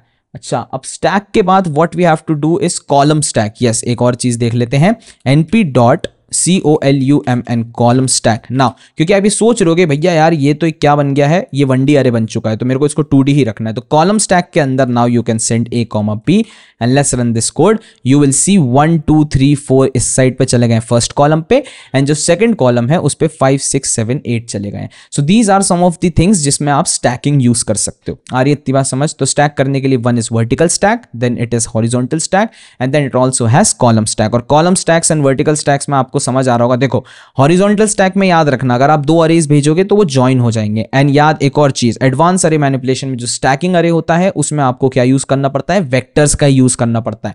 You cannot use matrix, that's it. So let's move towards the last thing of this chapter and that is splitting array. Now for splitting arrays मैंने एक array create किया है जिसका reshape करके मैंने 4x4 कर दिया, and the elements are 1 से लेके 15 तक। Now you know there are 4 rows and 4 columns, ठीक है। Now split का मतलब ही आपको समझ आ रहा होगा कि there is an array और आप उसको split करना चाहते हो many parts में। तो कैसे split करोगे, it's very simple. What you will do is c dot split use कर सकते हैं, ठीक है। लेकिन ऐसे नहीं होगा, यहाँ पे np का यूज करेंगे, numpy का, ठीक है। तो numpy डॉट लेट्स से सबसे पहले मैं करना चाहता हूं स्प्लिट, और जो स्प्लिट होता है वो 2 तरीके से होगा, split नहीं split, वो 2 तरीके से होता है। पहला हो सकता है हॉरिजॉन्टल स्प्लिट और दूसरा हो सकता है वर्टिकल स्प्लिट। तो मान लो मैंने लिखा यहाँ पे h स्प्लिट, तो h स्प्लिट का मतलब है I want to split the array in horizontally. तो हॉरिजॉन्टली एक स्प्लिट का मतलब ये रहेगा कि मान लो आपके पास ये अरे है, आप इस अरे में से आपके पास कितने हैं, 4 एलिमेंट्स, और मान लो मैं चाहता हूं कि इसको मैं 2 पार्ट्स में स्प्लिट कर दूं। तो ये कैसे स्प्लिट होगा, बीच से कट आउट हो जाएगा और ये हॉरिजॉन्टली ये वाला एक अरे क्रिएट हो जाएगा और ये वाला एक अरे क्रिएट हो जाएगा, ठीक है। So let's split it out. मान लेते हैं यहाँ पे मैंने पास कर दिया क्या, सी को ही पास कर दिया, सी के बाद मैंने कॉमा पास किया and I want to split in 2 parts. So let's enter this and you will see 0 1 4 5 जो पहला वाला था वो स्प्लिट हो चुका है और दूसरा वाला अरे भी स्प्लिट हो चुका है, ठीक है। So this is how you can split. अब मान लो व्हाट इफ आपने बोला कि भैया मैं 3 पार्ट्स में स्प्लिट करना चाहता हूं, तो अब यहाँ पे एक एरर आएगा। पूछो क्यों? क्योंकि यार यू हैव 4 एलिमेंट्स और 4 एलिमेंट्स को 3 एलिमेंट्स में आप स्प्लिट नहीं कर सकते। So if you run this you will have an error, array split does not result in an equal division, you need equal divisions. तो भैया 4 का और कौन सा इक्वल डिवीजन हो सकता है? खुद 4 ही हो सकता है। तो आप देखोगे तो you have an equal division of splits, ठीक है। So this is horizontal split. लेकिन क्या भैया वर्टिकली भी कर सकता हूं? यस बिल्कुल कर सकते हो। आपको क्या करना है? अरे ARR ही था ना नाम, अरे था कि क्या था? वी हैव सी था, ठीक है। तो you will do one thing and that is np dot again, अब इस बार v स्प्लिट लिखूंगा। पहले क्या लिखा था? h split, now this time it's v split. और v स्प्लिट में मैं अगेन c को ही पास करूंगा क्योंकि c को ही मैं स्प्लिट करना चाह रहा हूं। और अब कितने पार्ट्स में करना चाह रहा हूं? मान लो 2 पार्ट्स में करना चाह रहा हूं। सो यू विल सी 2 पार्ट्स में वो स्प्लिट हो चुका है, दैट इज 0 1 से लेके इतना हो चुका है स्प्लिट और 8 से लेके 15 तक स्प्लिट हो चुका है, ठीक है। It's very simple. और सेम गोज हेयर, अगर आप 3 का करना चाहोगे तो एरर आएगा, लेकिन अगर आप 4 का करना चाहोगे तो बिल्कुल अच्छे से वो स्प्लिट हो जाएगा। There you go, you have 4 arrays now. This is how you can do this and you can even save it inside something। जैसे a के अंदर मैंने सेव किया and let's say मैं for i in a करना चाह रहा हूं और मैं i को प्रिंट करके देखता हूं क्या हो रहा है। So if I print i you will get 4 arrays क्योंकि you have splitted your main matrix inside कितने अरेज में? 4 अरेज में। तो स्प्लिट करने के बाद you can access each and every array और ये जो each and every आप अरे को एक्सेस कर रहे हो still it's a 2D matrix, ठीक है। तो ये 1D मैट्रिक्स में स्प्लिट नहीं होता है, ये चीज बस याद रखना। So this is how you can split your arrays, you can stack your arrays। आप कैसे मैट्रिक्स ऑपरेशंस परफॉर्म करते हो। You have some deep and shallow copy concepts and you have broadcasting, you have multiple things, ठीक है। तो आपको समझ आ गया होगा what are actual operations inside NumPy। So finally अब अपन लोगों ने कंप्लीट कर लिए हैं operations. We have done arrays, we have done array indexing and now let's move towards the exercise and this is a good part क्योंकि exercise में आपको 3-4 अलग अलग मैं एक्सरसाइज करवाऊंगा जो कि आपको खुद ट्राई करने की कोशिश कर रही है। अगर नहीं हो रही कोई दिक्कत नहीं, मैं करवाऊंगा ही वो सारी चीजें, ठीक है। तो चलो मिलते हैं in the next part and that is exercises.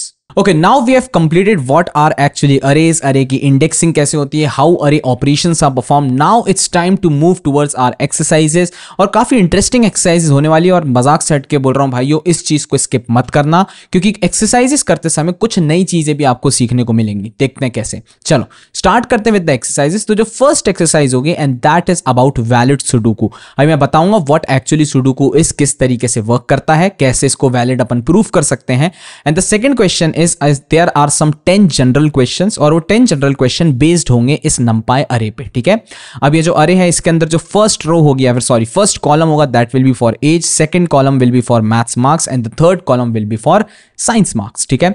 Now इसी तरीके से मैं आपको प्रोवाइड करूंगा, मेरी गिटअप रिपोजिटरी पे यही मिलेगा, एक भी इसमें आंसर्स नहीं होगा। व्हाट आई वांट इज कि आप जाओ गिटअप से इसको डाउनलोड करो and we will solve these questions together, ठीक है। मैं चाहता हूं आप वीडियो पॉज करना, खुद से सॉल्व करने की कोशिश करना, अगर नहीं हो रहा तो ऑब्वियसली वीडियो आपको साथ में देखते चलनी है, कोई दिक्कत नहीं है। तो चलो स्टार्ट करते हैं with the first question and that is valid sudoku. तो सबसे पहले तो मुझे ये बताओ how many of you don't know what is sudoku. Obviously सबको पता ही होगा, बचपन में अपन ने कभी ना कभी खेला है। तो let me tell you how sudoku works. तो सुडोकू में ऐसा रहता है कि 9 3x3 ब्लॉक्स होते हैं। कितने होते हैं? 9 3x3 ब्लॉक्स। तो ये हो गया भैया पहला ब्लॉक, इसके अंदर 3x3 डिविजन्स होंगे, एक ऐसे करके 3x3, ठीक है। एंड सेम गोज यहाँ पे एक और होगा ऐसा ही, और फिर एक यहाँ पे होगा, एक यहाँ होगा, एक यहाँ होगा, एक यहाँ होगा, एक यहाँ होगा और एक ऐसा रहेगा, ठीक है। So there are total of 9। अगर आप ध्यान से देखोगे यहाँ पे भी ये 3x3 एक डिवीजन, ये रहा भैया दूसरा डिवीजन और ये रहा तीसरा डिवीजन। बहुत बढ़िया, चलो ठीक है भैया, इस तरीके से 9 डिवीजन है। अब दूसरी चीज ये रहती है कि इसमें होती है rows and columns. How many rows and columns? 9 rows and 9 columns. Very simple, ठीक है। तो हाउ मेनी रोज? 9 रोज। देख लो भैया 1 2 ऐसे ऐसे करके पूरे 9 एंड 9 कॉलम्स, 1 2 और ये सारे columns. Now the special thing about sudoku is कि अगर आप पूरी रो का सम लेते हो, the whole row sum will be, let's say first row को मैंने लिया, इसका पूरे का सम आएगा 45। Because there are each and every unique element inside a row. तो आप ये बोल सकते हो फर्स्ट रो के अंदर 1 से लेके 9 तक के एलिमेंट्स होंगे। If you add all of them up the answer will be 45 and same goes with the second row, third row, fourth row और ऐसी 9th रो तक सारी रोज का सम कितना आना चाहिए? 45 आना चाहिए। अब अपन बात करते हैं कॉलम्स की। क्या कॉलम्स में भी भैया यही रूल फॉलो होता है? एग्जैक्टली। तो अगर मैं ये वाले कॉर्नर वाले कॉलम को लेता हूं, आप ध्यान से देखोगे there are all different numbers या फिर यूनिक नंबर्स, ठीक है। तो यहां पे आप बोल सकते हो इसका सम भी कितना होगा? 45 और सारी ही कॉलम्स का भी सम कितना होगा? 45 होगा। नाउ अब मैं अपने आंखों से तो देख के नहीं बता पा रहा कि भैया ये पक्का वैलिड है कि नहीं है, तो यहां पे मैं कुछ कैलकुलेशंस करूंगा numpy के अरेज का यूज करके and then I will say कि इट्स अ वैलिड सुडोकू और नॉट। तो चलो स्टार्ट करते हैं विद द फर्स्ट थिंग। अब सबसे पहली चीज जो मुझे करनी है वो है इंपोर्ट करना numpy को। ये चीज तो आपको भूलना ही नहीं है, import numpy as np। There you go भैया, हो गया। फिर इसके बाद भैया ये जो np.array है मैं इसको एग्जीक्यूट करता हूं। लेट्स से मैंने एग्जीक्यूट किया, np.array हैज बीन क्रिएटेड, ठीक है। आपको यहाँ पे 140 वाले इसलिए दिख रहा है क्योंकि obviously I have practised it, या फिर मैंने खुद से ट्राई करा था, पहले देख लूंगा और फिर उसके बाद आप लोगों को बताऊं। चलो अब अपन जाते हैं नीचे, कुछ सेल्स को क्रिएट करते हैं। सो फॉर क्रिएटिंग सेल्स आप नीचे बी दबा सकते हो। There you go, you have created many cells. Now let's solve this question. तो सबसे पहले तो I want to get the sum of each and every row. भैया कैसे करूंगा? चलो सबसे पहले तो अगर मैं एक सम फंक्शन का यूज करता हूं, लेट्स से मैंने s लिखा, s.sum लिख दिया एंड लेट्स रन दिस। तो मेरे को सम मिल गया किसका? सारे ही एलिमेंट्स का जितने भी एग्जिस्ट करते हैं, एंड दैट इज 405। लेकिन मुझे ये नहीं चाहिए, मुझे किसका सम चाहिए? हर एक रो का सम चाहिए। सो मैंने याद करो जब मैंने अपने ऑपरेशंस बताए थे तब मैंने सम ऑपरेशन दिखाया था कि कैसे आप एक सिंगल रो और सिंगल कॉलम्स का सम ले सकते हो। क्या यूज करेंगे अपन? इट्स वेरी सिंपल, मैं यूज करूंगा np.sum। अब जब मैं numpy का जो सम यूज करता हूं उसमें अपने पास 2 से 3 चीजें देनी पड़ती हैं। सबसे पहली चीज मुझे देनी पड़ती है अपने अरे को, ठीक है। तो माय अरे इज s, ऑब्वियसली मैं दूंगा। Second thing that I have to give is my axis, कि कौन से एक्सिस पे आप सम करना चाह रहे हो। तो जस्ट अभी मैंने लास्ट ऑपरेशंस वाले फाइल में बताया था कि you just have to pass your array, भैया कर दिया। और उसके बाद अब आपको फर्स्ट रो के लिए कौन सी चीज चाहिए? एक्सिस चाहिए। तो भैया एक्सिस कैसे लाऊंगा? It's very simple, axis axis is equals to, जल्दी से बता दो रोज की एक्सिस क्या होगी? Rows axis will be 1। याद रखना कॉलम्स एक्सिस विल बी 0। फिर बता रहा हूं कि ये जो कॉलम्स होते हैं अगर मैं हॉरिजॉन्टली देखता हूं, सम के समय बता रहा हूं और चीजों के लिए नहीं, ठीक है। सम के लिए it's 0 and this is for 1। तो भैया रोज के सारे सम आ जाएंगे 1 एक्सिस का यूज करके।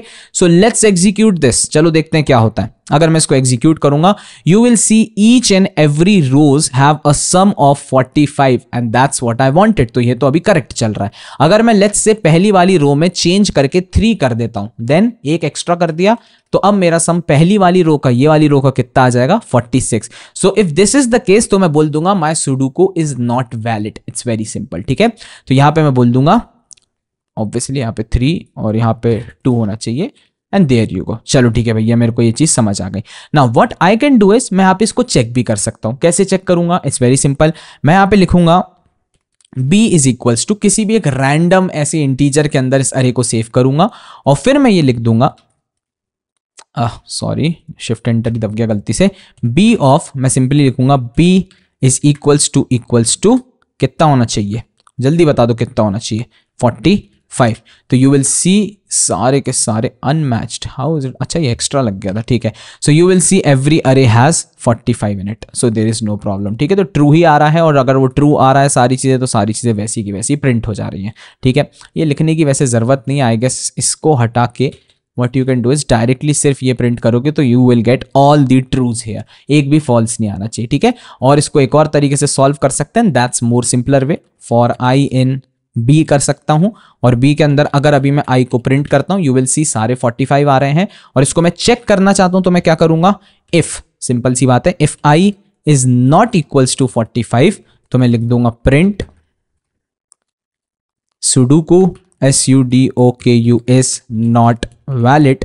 और अगर भैया सारी ही चीजें हो गई और नॉट वैलिड के बाद एक और चीज करूंगा एंड दैट इज ब्रेक कर दूंगा, BREAK ब्रेक। और अगर ऐसा ब्रेक नहीं हुआ तो मैं यहां पे फाइनली एल्स में लिख दूंगा print sudoku is currently valid, ठीक है। अभी के लिए वैलिड चल रहा है क्योंकि रोज के लिए, तो ऐसा लिख देता हूं for rows it is valid, ठीक है। तो लेट्स रन दिस। फाइनली जब मैं पूरा अगेन वापस से रन करता हूं तो यहां पे लिखा आ जाता है for rows it is valid. अब यही सेम चीज मैं परफॉर्म करना चाहता हूं कॉलम्स के लिए। तो कॉलम्स के लिए what I will do is, ये जैसे मैंने सम किया था इसी सम को मैं वापस से यूज करूंगा और मैं सेव कर दूंगा किसी एक वेरिएबल के अंदर। लेट्स से बी की जगह मैं सी के अंदर सेव कर रहा हूं, ठीक है। And this is for columns. अब भैया सी के अंदर सेव कर दिया और यही पूरी की पूरी सेम चीज, सेम टू सेम चीज रिपीट करनी है, क्योंकि यहां पे मुझे सभी को चेक करना है कि क्या इनका सम 45 आ रहा है। अगर सम 45 नहीं हुआ तो लिख दूंगा sudoku is not valid for columns, ठीक है। तो यहां पे मैंने रन किया, for rows it is valid की जगह बस लिख दूंगा for columns, COLUMNS columns it is valid. अब देखो एट द एंड अगर कोई सा भी नंबर बीच में खराब रहा ना तो वो तो या तो कॉलम्स में या फिर रोज में कहीं ना कहीं पे वो खराब हो ही जाएगा। तो यहीं पे अपन रोक सकते हैं अपने प्रोग्राम को। नाउ लेट्स से यहां पे भी सही है, वैलिड चल रहा है, कॉलम्स के लिए भी वैलिड चल रहा है, तो अभी तो भैया कोई प्रॉब्लम नहीं है। Now what I have to check is कि क्या मेरे जो 3x3 ब्लॉक्स हैं, 3x3 ब्लॉक्स मतलब यहां से लेके यहां तक ये वाले ब्लॉक्स, these blocks, अगर ये ब्लॉक्स का सम भी 45 ही चल रहा है तो मैं बोल सकता हूं yes my sudoku is valid. तो ये वाले ब्लॉक का चेक करना है, ये वाले ब्लॉक का चेक करना है, ये वाले ब्लॉक का चेक करना है, तो इस तरीके से चेकिंग होगी। अब वो सोचो कैसे करेंगे। नाउ इट्स इंपॉर्टेंट पार्ट, ठीक है।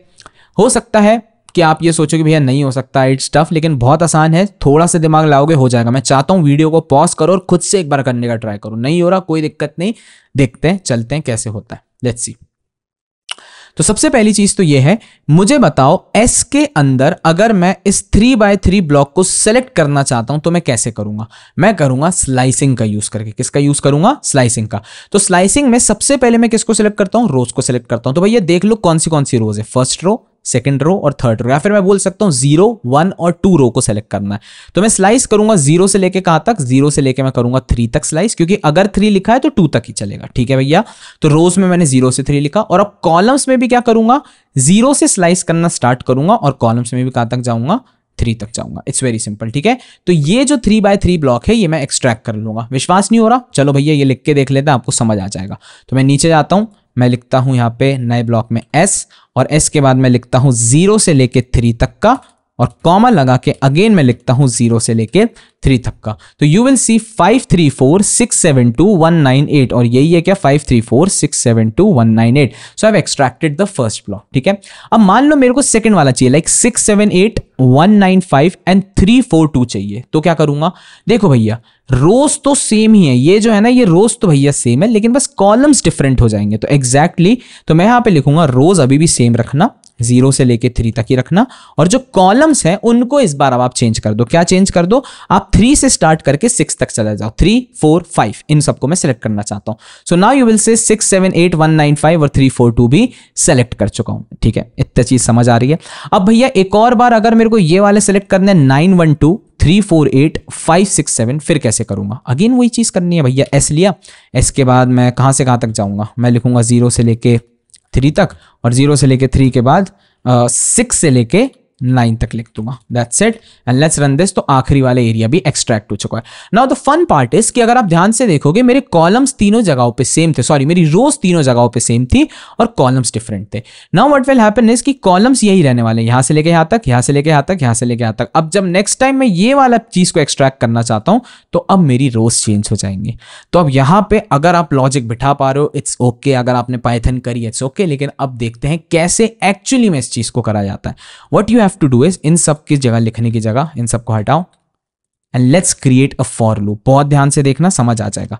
So I am creating a for loop and that for loop will be first for rows, ठीक है। For I in range of, मैं सबसे पहले 0 से 3 तक टारगेट करना चाह रहा हूं तो मैं 0 से स्टार्ट करता हूं और मैं कहां तक टारगेट करना चाहूंगा? 9 तक ही टारगेट करना चाहूंगा, जिससे 8 तक चल जाए, ठीक है। 0 से लेके 8 तक चलाना चाहता हूं और फिर जो मैं स्टेप्स रखना चाहूंगा दैट इज फॉर 3। 3 मतलब होंगे स्टेप्स ऐसे कि 0 होगा सबसे पहले, फिर होगा कितना? 0 के बाद आएगा 3, फिर 3 के बाद आएगा कितना? 6 और 6 के बाद कितना आएगा? +3 करने पे 9 आ जाएगा। तो इस तरीके से मैं क्या कर रहा हूं? अपने स्टेप्स अभी सेट कर रहा हूं, ठीक है। After setting up all the steps now what I will do is मैं एक और लूप के अंदर बनाऊंगा। समझ आएगा? सब कॉन्सेप्ट समझ आएगा, बहुत ध्यान से देखना पहले। तो मैंने लिखा for j in range of, और रेंज लिखने के बाद अगेन सेम टू सेम चीज लिखूंगा क्योंकि मेरे कॉलम्स भी मेरे को 3x3 में ही सेलेक्ट करने हैं, रोज भी 3x3 में करने हैं, कॉलम्स भी 3x3 में करने हैं। तो भैया कॉलम्स के लिए क्या करूंगा, यहाँ पे अगेन 0 लिखूंगा, यहाँ पे फिर से 9 लिखूंगा, और यहाँ पे फिर से स्टेप्स कितने लिखूंगा, 3 लिखूंगा। बहुत simple. After doing all of this अब मैं करूंगा एक चीज प्रिंट। पहले बस मैं प्रिंट करके इसलिए दिखाना चाह रहा हूं जिससे आपको समझ आ जाए क्या चीज प्रिंट हो रही है। सिंपली मैं लिखूंगा यहाँ पे आपके पास जो S था दैट इज योर सुडोकू, इस सुडोकू के अंदर मैं करूंगा स्लाइसिंग, और स्लाइसिंग करूंगा सबसे पहले रोज की। किसकी करूंगा, रोज की। तो रोज कहां से स्टार्ट होंगी, I से। I already told you I से, और फिर कॉलम लगा के I+3 तक। बस that's it, this is what you have to do. और इसके बाद अब मैं क्या करूंगा, कॉमा लगा के कॉलम्स को स्लाइस करूंगा। तो what columns I want 5 3 4, then I want 6 7 8, and then I want 9 1 2। कैसे लेंगे, तो सेकंड लूप J का है वो उसी चीज के लिए। तो what I will do is J से लेके J+3 तक मैं स्लाइस करूंगा, and let's print this loop, देखते हैं क्या प्रिंट हो रहा है। So if I run this you will see कि आपके 3x3 ब्लॉक्स प्रिंट हो रहे हैं, और ये 3x3 ब्लॉक्स बिल्कुल परफेक्टली प्रिंट हो रहे हैं। देखना चाहोगे, ये लो भैया, S को मैंने प्रिंट करा, 5 3 4 6 7 2 1 9 8, 5 3 4 6 7 2 1 9 8। ठीक है, सेम गो 6 7 8 1 9 5 3 4 2, 6 7 8 1 9 5 3 4 2। बस यही करना था। अब क्या करना है भैया, प्रिंट करना है क्या, नहीं, मुझे इनका सम चेक करना है। कैसे सम चेक करेंगे, n इज इक्वल्स टू एक सिंपल से वेरिएबल के अंदर मैं इसको स्टोर कर ले रहा हूँ, ये हटा देता हूँ, नहीं तो टपल में स्टोर हो जाएगा। There you go. और फिर ये n को अब मेरे को क्या करना है, ऐड करना है, फिर प्लस करना है। तो सम देखना है इसका, तो मैं यहाँ पे लिखूंगा सम ऑफ, सीधे लिख दूंगा n, या फिर n डॉट सम लिख सकता हूं, तो पूरा का पूरा सम निकल जाएगा। So there are total of 9 3x3 blocks, and I want 9 what 45 numbers. ठीक है, so you will see, and इसको प्रिंट तो करो यार, print, sorry my bad. Now let's see. So you will see there are 9 45, 45, 45, 45, 45, 45, 45. तो मैं बोल सकता हूँ जितने भी 3x3 ब्लॉक्स थे सभी का सम कितना आ रहा है, 45 आ रहा है। And this is how you can solve your valid sudoku. तो जो मेरे सारे टर्म्स एंड कंडीशंस थे वो मेरे फॉलो हो गए, सारी रोज का 45, सारे कॉलम्स का 45, सारे 3x3 ब्लॉक्स का सम 45। आई होप ये चीज समझ आई हो। ठीक है, अगर आप लोगों ने खुद से कर लिया था that's really great, well and good, अच्छी बात है, करना भी चाहिए। और अगर नहीं हुआ तो कोई दिक्कत नहीं, 1-2 बार प्रैक्टिस कर लेना और अच्छे से समझ आ जाएगा। बस this is how you have to do.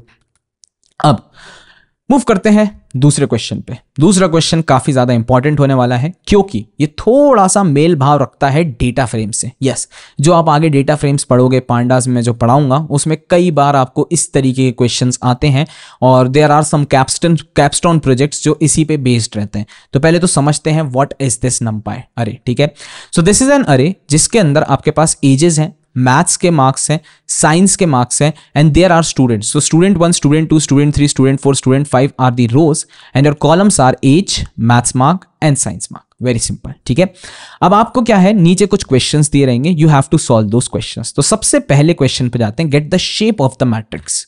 I guess ये तो चीज आपको आती है। तो शेप लेने के लिए डेटा डॉट शेप लिखना पड़ेगा। अच्छा, क्या इसके आगे ब्रैकेट लगाना है? नहीं लगाना, because this shape is an instance attribute. Very simple. तो मैंने रन किया, तो द शेप इज 5,3। तो 5 means 5 rows and 3 means 3 columns. Very simple. चलो ठीक है भैया, find the average age of students. तो भैया स्टूडेंट्स के एवरेज एज पता लगानी है। तो स्टूडेंट 1 से लेके 5 ये रहे सारे, और एज का कॉलम कौन सा है? First column. तो क्या आप ये बोलना चाह रहे हो भैया जो आपका फर्स्ट कॉलम है उसका एवरेज बता दो? एग्जैक्टली। तो फर्स्ट कॉलम का एवरेज कैसे बताएंगे? कुछ ज्यादा टफ नहीं है, मैंने आपको लास्ट वाले उसमें ऑपरेशंस में बताया था। You can write np.mean for average, mean means average, और इसमें मेरे को कौन सी सेलेक्ट करनी है? रो, फर्स्ट रो सेलेक्ट करनी है, फर्स्ट कॉलम सेलेक्ट करना है। तो कैसे करूंगा first column select? So if you want to select the first column, पहले आपके पास पूरी रोज होनी चाहिए और फिर एक कॉलम को सेलेक्ट करेंगे। This is how you select. तो आप लिखोगे डेटा, डेटा के अंदर I will select all the what rows, ये कॉलम लगा के, and then I will select the column. तो कॉलम कौन सा चाहिए? 0th कॉलम चाहिए। Very simple. तो let's execute this and let's see the mean, and that is 18.4। बिल्कुल सही, आई इतनी बात समझ, simple. Now let's move towards our next question, and that is extract math marks of all student। ये तो यार बहुत ही सिंपल है, मतलब आपको आपके स्टूडेंट्स के मैथ्स के मार्क्स पर पता प्रिंट करना है। मेरे को नहीं लगता है टफ है। तो भैया कैसे करोगे मैथ्स के मार्क प्रिंट? लो भैया np.mean और सब मीन क्यों लग रहा हूँ, मैथ्स के मार्क्स प्रिंट करने ना डायरेक्ट, फिर अपन क्या लिख सकते हैं, एनपी डॉट, एनपी के अंदर नहीं यार, एनपी के डेटा के अंदर मैं एक्सट्रैक्ट करूंगा ना, तो I want to extract math mark, मतलब मैं बोल सकता हूं मैं अपने फर्स्ट कॉलम को एक्सट्रैक्ट करना चाहता हूं। Again for extracting a single column you have to select all the rows, so your all rows are selected right now and then let's extract the second column. तो क्या लिखूंगा, बस 1 लिखूंगा and you will get the math marks of all student 85, 92, 76, 65। अभी आगे कुछ ऐसे सवाल आएंगे जिसमें कंडीशंस भी लगेंगे, तो वो थोड़ा और इंटरेस्टिंग रहेगा। चलो, find the highest science marks. ठीक है भैया, ये रहे आपके पास साइंस के मार्क्स जो कि कहां पे हैं, आपके थर्ड कॉलम में है और उसमें सबसे हाईएस्ट। तो अगेन भैया मैं ऑपरेशन का यूज करूंगा, मैं लिखूंगा np.max, और कौन से में मैक्स चाहिए, max, डेटा के अंदर कौन सा डेटा मैक्स चाहिए, साइंस मार्क्स। तो साइंस मार्क्स कौन से पे है, सेकंड एड कॉलम पे है। तो सेकंड कॉलम को कैसे सेलेक्ट करेंगे, सबसे पहले सारे रोज को सेलेक्ट करेंगे and then let's select the second column and there you go, 95 is the highest science marks. बहुत सिंपल सवाल। चलो भैया आगे बढ़ते हैं। Get details of the student who scored more than 90 in marks. अब देखो ये सवाल है जो मैं आपको बताना चाह रहा था, इसमें कुछ कंडीशंस का यूज होगा, समझाता हूं कैसे। देखो आपको डिटेल्स चाहिए सारे ही स्टूडेंट की। याद करो मैंने आपको एक चीज दिखाई थी, बुलियन एक्सप्रेशंस, या फिर आप बोल सकते हो मैंने आपको ये दिखाया था कि कैसे आप इंडेक्सिंग कर सकते हो बुलियन एक्सप्रेशंस का यूज करके, याद है? तो वही चीज यहां पे अपन फॉलो करेंगे।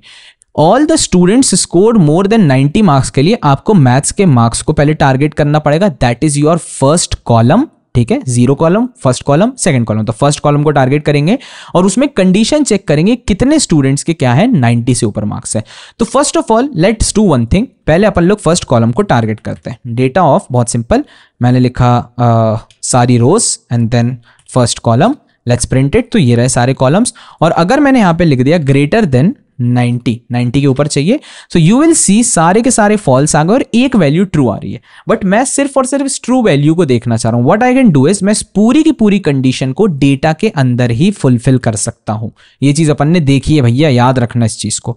तो मैंने डेटा के अंदर ही ये वाली कंडीशन भेज दी and you will get a student that has age of 19, he has scored 92 marks and in science he has scored 88 marks, that's it. तो देख लो यही स्टूडेंट है ना 92 वाला, इसके अलावा सारे के सारे 90 के नीचे स्कोर करे हुए हैं। तो this is how you can do this question, very simple. चलो लेट्स मूव फॉरवर्ड।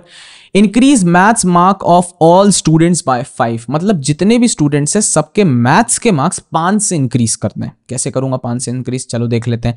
तो भैया ये रहा है आपके मैथ मार्क्स 85, 92, ये सब, ये 65, 90, और सिर्फ इन्हीं को आपको 5 से इंक्रीज करना है। तो भैया कैसे कर सकते हैं, इट्स वेरी सिंपल, आप पहले उसको सेलेक्ट करो और बस उसमें +5 कर दो, दैट्स इट। और अगर सिर्फ +5 लिखोगे, अगर यही चीज आपको लिस्ट में करनी रहती तो आपको क्या करना पड़ता है कि लूप चलाना पड़ता, but are arrays has a broadcasting thing. तो अपन क्या लिखेंगे यहाँ पे, डेटा ऑफ मैथ्स को सेलेक्ट करने के लिए सबसे पहले सारी ही रोज को सेलेक्ट करेंगे, then I will select the first column और इसमें मैं लिख दूंगा +5, there you go, and after that I will print the data as well. तो देख लो भैया डेटा पहले कितना दिख रहा है, 85, 92, 76। Now let's print it, so you will see 85, 92, 76। अच्छा एक second, data is equals to ना where it is getting applied I'm not sure, data is equals to, हाँ अब सही है शायद से, 90, 95, 81। अच्छा पूरे ही डेटा में वो तो हो गया, अप्लाई हो गया। नहीं नहीं नहीं, पूरे डेटा में अप्लाई नहीं करना था, we don't have to do this. What's the problem, मैंने सीधे तो वही करा है, 90, 19 से कम डेटा, यार my bad, sorry. Plus equals to करना है, क्या लिखना है, प्लस इक्वल्स टू। अब देख लेना, टू मैनी इंडाइसेस फॉर अरे 1 डायमेंशनल बट 2 वॉज एक्सेप्टेड। अरे यार ऐसा कैसे हो सकता है, too many indices, high maths data और data dot copy data with पूर्णास फर्स्ट वाले को प्लस इक्वल्स टू। एक सेकंड रुकना, दिस इज योर डेटा। अच्छा डेटा अपना चेंज हो गया है, दिस इज द प्रॉब्लम। वो मैंने बीच में जो एक गलती कर दी थी उसकी वजह से पूरा डेटा चेंज हो गया। अब कभी अगर ऐसा हो जाता है कि आपने अपना डेटा ही चेंज कर दिया तो आप वापस से पूरे को एग्जीक्यूट करो तो वापस से आपका डेटा आ जाएगा and then you will do this. तो 85 से 90 होगा, 92 से 97 होगा, देयर यू गो, हो गया सवाल सॉल्व। ठीक है, मैं इसको रॉ ही रखना चाहूंगा, मैं इसको हटाना नहीं चाहूंगा। एडिटर साहब ये रखना, जिससे इन लोगों को भी समझ आए कि गलती से कभी अगर आप किसी एक पर्टिकुलर सेल में कोई सी चीज़ वैल्यू को चेंज कर देते हो तो वो नीचे फिर वो चेंज्ड ही रहती है, तो आपको वापस से ऊपर से री एग्जीक्यूट करना पड़ेगा सारे सेल्स को, जिससे बस सही हो जाए आपका क्वेश्चन। आई होप ये समझ आ रहा है, ठीक है। चलो नेक्स्ट क्वेश्चन पे मूव करते हैं। Find how many students are younger than 19। अरे ये तो बहुत ही सिंपल है। तो ये रहा आपके पास एजेस, और एजेस में 18, 19, 19 ये है। तो एक काम करता हूँ, पहले मैं यहाँ पे डेटा प्रिंटेड है ही, तो यहाँ पे सीधे लिखता हूँ डेटा ऑफ एजेस को सिलेक्ट करना है ना, तो एजेस को सिलेक्ट करने के लिए सारे कॉलम्स को सिलेक्ट करूंगा, सारे रोज को, and then I will select the 0th column and there you go. और ये क्या करना है मेरे को, ग्रेटर देन 19। तो find out how many students are younger than 19, तो less than 19, there you go, and let's print it. तो देखो भैया कितने आ रहे हैं, 2 स्टूडेंट्स आ रहे हैं, 3 स्टूडेंट आ रहे हैं जो 19 से छोटे हैं, और सही में भी देखो ना 18, 17 और 18, ठीक है। अब मेरे को इनको प्रिंट करना है, तो प्रिंट करने के लिए क्या करूंगा, सीधे लिख दूंगा data, and there you go, data के अंदर ही ये कंडीशन पास कर दूंगा। So I got all the students, but मुझे क्या निकालना है, नंबर ऑफ स्टूडेंट्स, तो इसको मैं क्या कर दूंगा, काउंट कर दूंगा। काउंट की जगह ऐसा कर देता हूँ np.sum नहीं, young students data data data. Count करने के लिए सिंपली लेंथ यूज कर सकता हूँ ना यार, इतना क्या सोच रहा हूँ। काउंट वैसे भी देखो होता क्या है ना, मैं थोड़ा सा प्रिमिटिव वाली अप्रोच यूज करने लगता हूँ, मैं सोच लगता हूँ कि लूप चला देता हूँ, उनको काउंट कर लेता हूँ, लेकिन सिंपली आप लेंथ प्रिंट कर दो तो आपको पता लग ही जाएगा there are total of 3 students जिन्होंने यंगर है 19 से।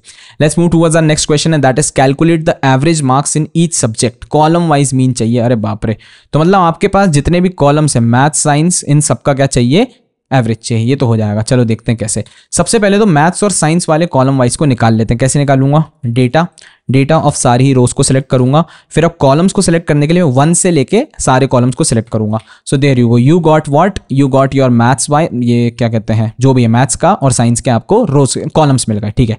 नाउ इन कॉलम्स का मुझे क्या करना है, मुझे इनका सम करना है, सम नहीं करना है, इनका एवरेज निकालना है। So what happens is, let's say अगर मैं यहाँ पे np.mean करके इसके अंदर सारी चीजें भेज देता हूं, mean, now what will happen is, the problem is ये पूरे डेटा का मीन दे देगा, मतलब 90, 78, 97, 88 इन सब का दे देगा। So what I can pass is here also you can pass axis. तो मैंने बोला था कुछ कुछ नई चीजें आपको समझने को मिलती हैं, तो एक्सेस इज इक्वल्स टू मैं पास कर देता हूं 1।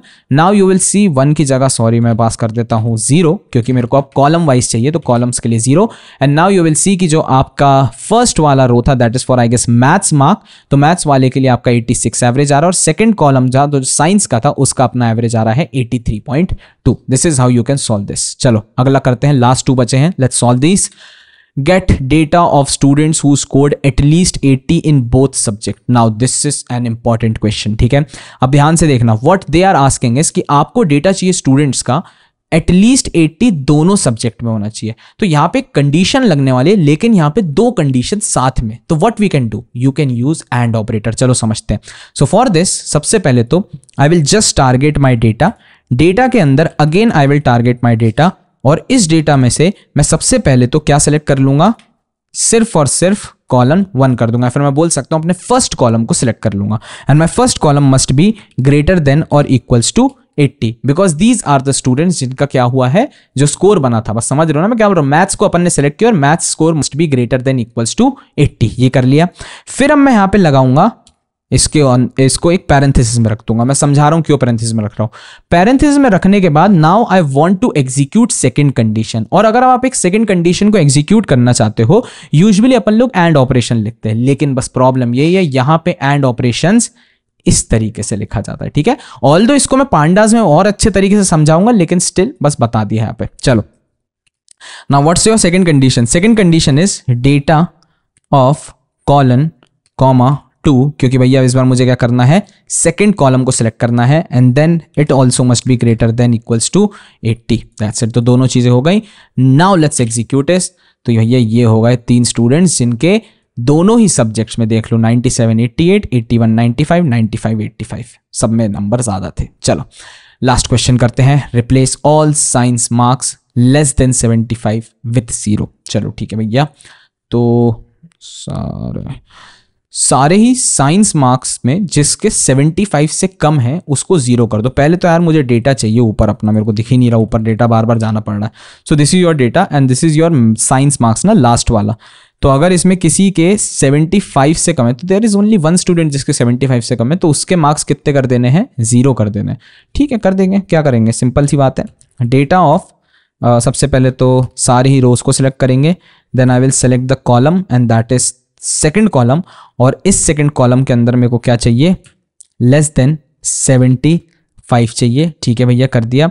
और अगर ये डेटा के अंदर आपको कोई भी मिल गया जिसके नंबर लेस देन 75 हैं, उसको आप क्या कर देना, उसको आप स्कोर दे देना 0 का, बस। ठीक है, आई गेस इतने से तो काम हो जाना चाहिए। तो let's do one thing, let's run this and let's print the data.